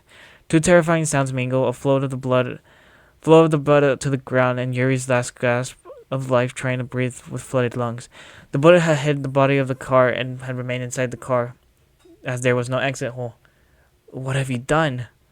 In tears, she could barely utter those words. I didn't know what to answer. I have used my chance, and it only remains to find out if I got it right or not. Natsuki, who at this point had already reached my right side and was gazing at her friend's limp body, finally spoke. Did we get it right? I don't know, Nat. I don't know. Guys? The three of us turned around and saw Sayuri, very surprised by our presence. She watched us she watched us for a few moments. Then, and when she saw Yuri, her face froze. After a few moments of silence, she spoke again. Okay, I think I know what happened here. Don't think about it. It'll be worse. But I don't understand. I was convinced she would come for me. Because we were coming for you, but there's been an accident that caused an abrupt change in plans. Bento killed her unintentionally. And it was her? Well, we don't know. Dan never told us how to know if we have killed the right person. Speaking of Dan, the last time we killed the wrong person, he showed up practically instantly, and it's been several minutes now, and he doesn't show up. Yes, but that doesn't assure us anything. Guys, I have an idea. Go ahead. In theory, you cannot tell anyone else your real identity, as if you already filled the quota of 5 people on Earth. If you reveal your identity to a random person, 2 things can happen. Either you both die or absolutely nothing happens. Well, we don't lose anything. Yes, Monica's right. If you missed, it doesn't change anything. And if you got it right, we will know for sure. Yeah, but streets are empty at this hour. Well, you can call Takeshi and Kira's house again and try them. Well, yes, that's a good idea, but how do you know we went to their house? I heard your voices in their garden when you left their house. Well, we can try. I'll go. It's not like we had any other choice. I approached their house, and when I got to the door, I knocked again. After a few moments, Kira opened the door with her unusual confused face, but intensified with the surprise of seeing me again at the door of their house. Suddenly she spoke. What do you want? I'm Bento. Bento? Yes. The suicide lover? Indeed. Yes, and I'm Beyonce. Laughing as she closed the door, I could hear her laugh, joking about my true identity with Takeshi. I never liked this girl, but nothing happened. I'm still here. Thinking it may have worked, I ran back to the car and there I saw Natsuki still on the safe and sound. When I reached her side, I hugged her so tightly I could hear her gasp for air. When I released her, I saw tears in her eyes, implying that she understood perfectly that my embrace was meant to say, Really? Really? I told her my name and nothing happened. Sayuri and Monica started shouting them for joy while Natsuki and I hugged each other. Have we picked up Yuri's dead body out of the ground? And also, how has no one came out yet? When we tried shooting Monica, we were... Okay, there we go. But the joy faded almost instantly at the sight of Yuri's still warm corpse. I still can't believe it was her. Me neither. Even though it wasn't the best, she wasn't the best of us, I didn't imagine she could do something like this. The facts are facts. She is dead in my hands and we are still here, so... As hard as it is for us to believe, this was all her machination. I still don't understand why she helped us if she was the one to blame. Maybe that's why she helped us, so as to not arouse suspicion. Or maybe she didn't even know it was her. But well, at this point it's useless to digress. There's a more important issue right now. What do we do with the body?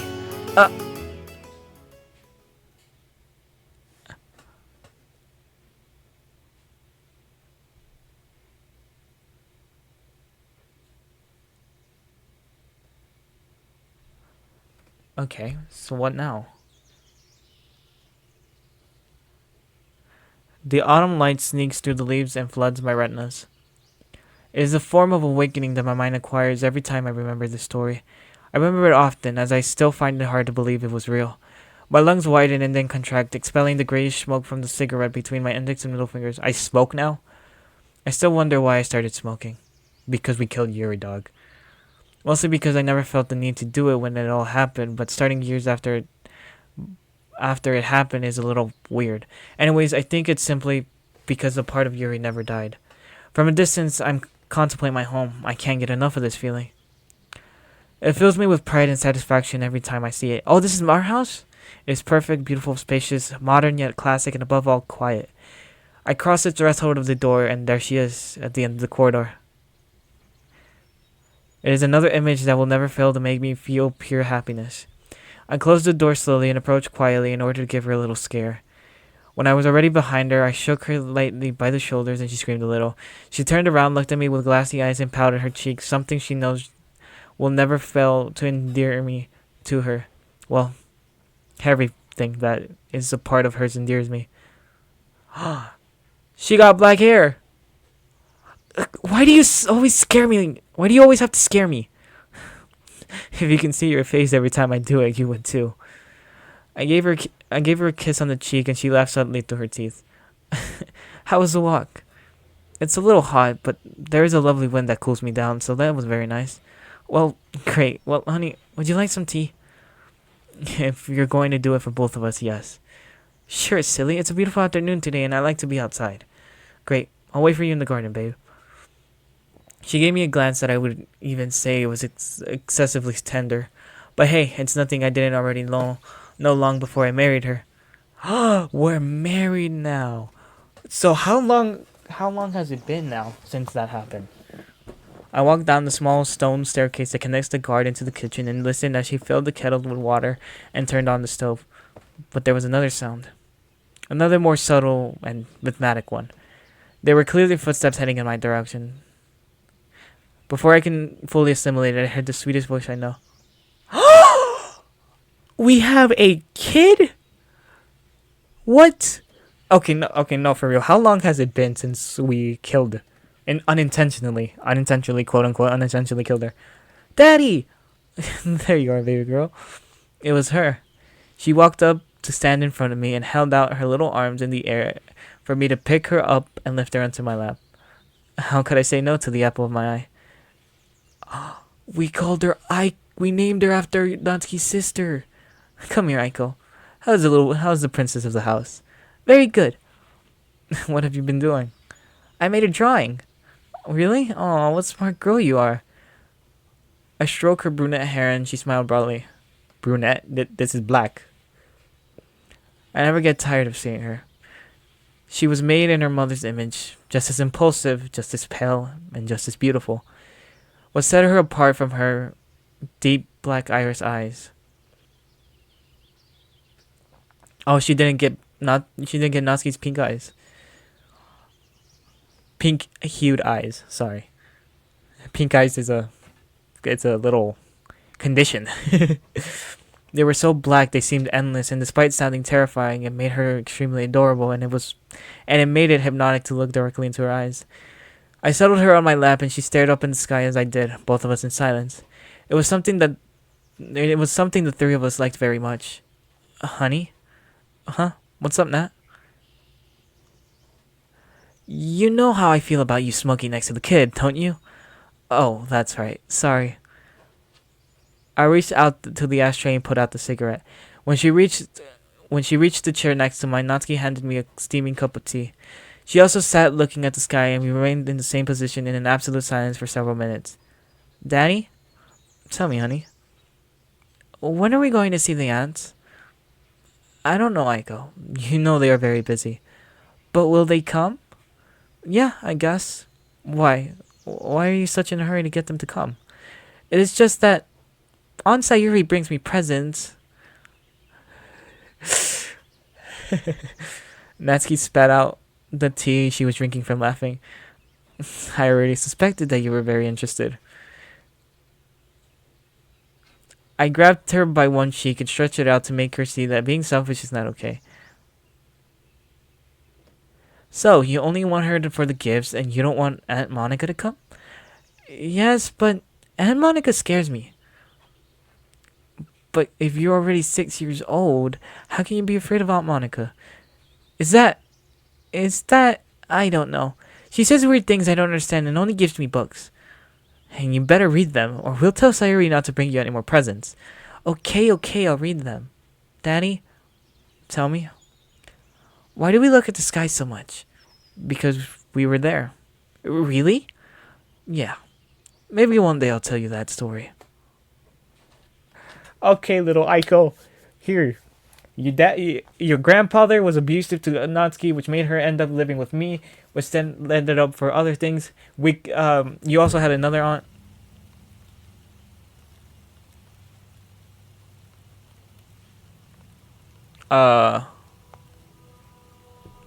Okay.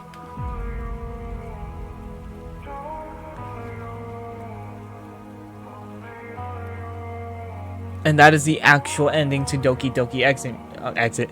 I'm alive. Okay.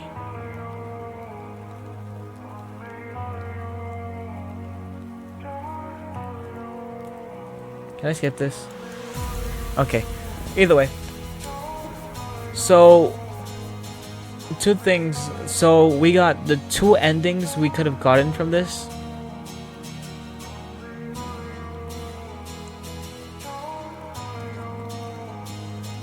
And I was right to suspect Yuri from last episode when I said that we didn't kill her fully, so that doesn't take her off the suspect list. And also considering what she did do in exit music. So, yeah. Oh, right, it's this scene. Poor Sayuri. But yeah. So I'm pretty sure it's just gonna go through every character, every picture and sprite that was used. So anyway, that was very like, it had like its twists and turns here and there. Like it really did. You were so convinced that, you know, with choosing one person, that only one person was gonna lead you to that one happy ending. So when I just thought of Sayuri, when I just pressed Yuri and we didn't kill her, I thought that the other ones were just gonna be like straight off miss and fails, and then we would end up in limbo again. But choosing ourselves and caused us to shoot unintentionally and unintentionally killing her, which did give us our second chance at life. So that's something. And yeah, the story was really creative with this one.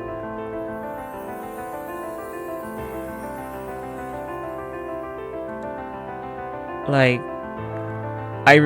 you can appreciate the the craftsmanship that went into the story writing, because it was good. It was really good. The artist who drew all of this stuff, really good. People came up with sprites, coding, the music. All right, I specifically want to give a specific shout out to the dude that is playing, or the dudette, or the person that is playing this gosh darn piano, because you locked in and went for it, for real. I don't know why I said that, but all right. Anyway. So we were able to go the actual route that we were supposed to go, and we got two endings out of it. One where we didn't kill Yuri, and so we lived the rest of our lives, well, the 4 days that we had left, together. But meant that we had to say goodbye to Monica. We had to leave Monica alone in Tokyo. Went back home and then had to say probably goodbye to Sayuri. And then we returned back to Natsuki's old house, where we just stood there by the window looking out. Proposed to her, and then we just ended the game fading away while looking out to the sunset. And then we got the other one where we were actually gonna kill ourselves, but then we unintentionally killed Yuri, which then gave us our actual happily ever after, our second chance at life. which we spent it well. We got to a secluded area. We were living our life in Natsuki, now married, having a kid. And now, that was it.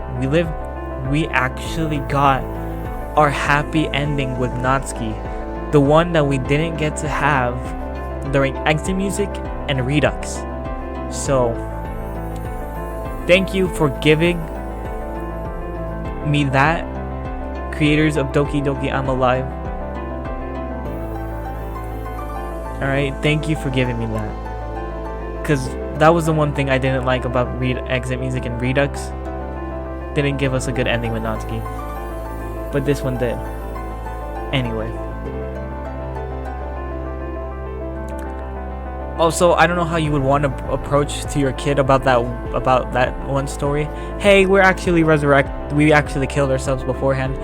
So actually there was this literature club, not your mom, me, Auntie Sayuri, Auntie Monica, and there's also some other girl, purple hair, we'll call it Yuri. We were in this club and all that. Your grandfather was actually very abusive to your mother, so she came to live with me and all that. And because of that, we got closer, so we started dating.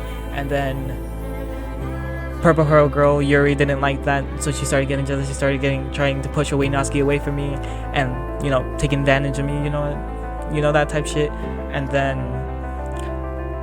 your mother ended up doing some horrible things, which ended up causing her to end up in the hospital, which then ended up causing her to go back home, and then eventually finding a way out, which was unaliving herself.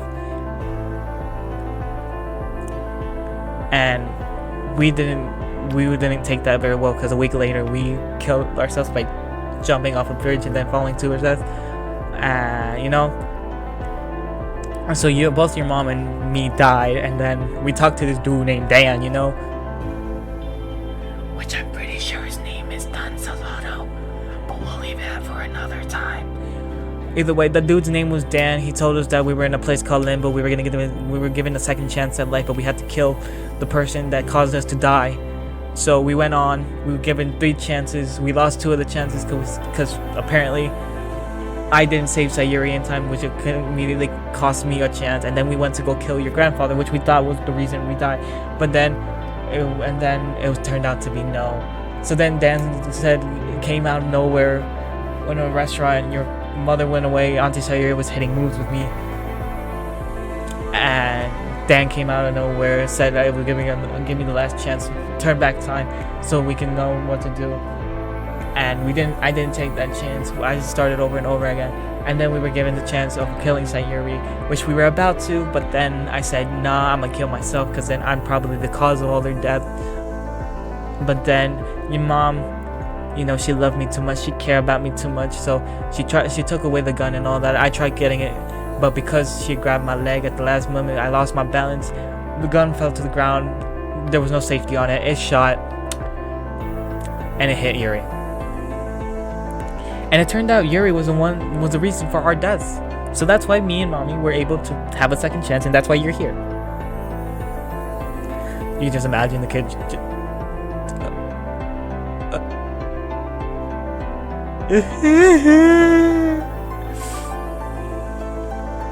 A little too much? Yeah, a little too much. Oh snap. Oh well. I just made up that random scenario. Alright. Oh well. Either way. Well, I guess this is the last bit. This is the last episode for Doki Doki I'm Alive. I do have my eyes on another mod, so do be keeping your eyes peeled out for that first episode to come out. Either way, if you like this video, why not hit it a like, and if you enjoy this type of content, I intend making on more, so why not hit that subscribe button. Either way, this was Doki Doki I'm Alive. This is Bento. Bento out!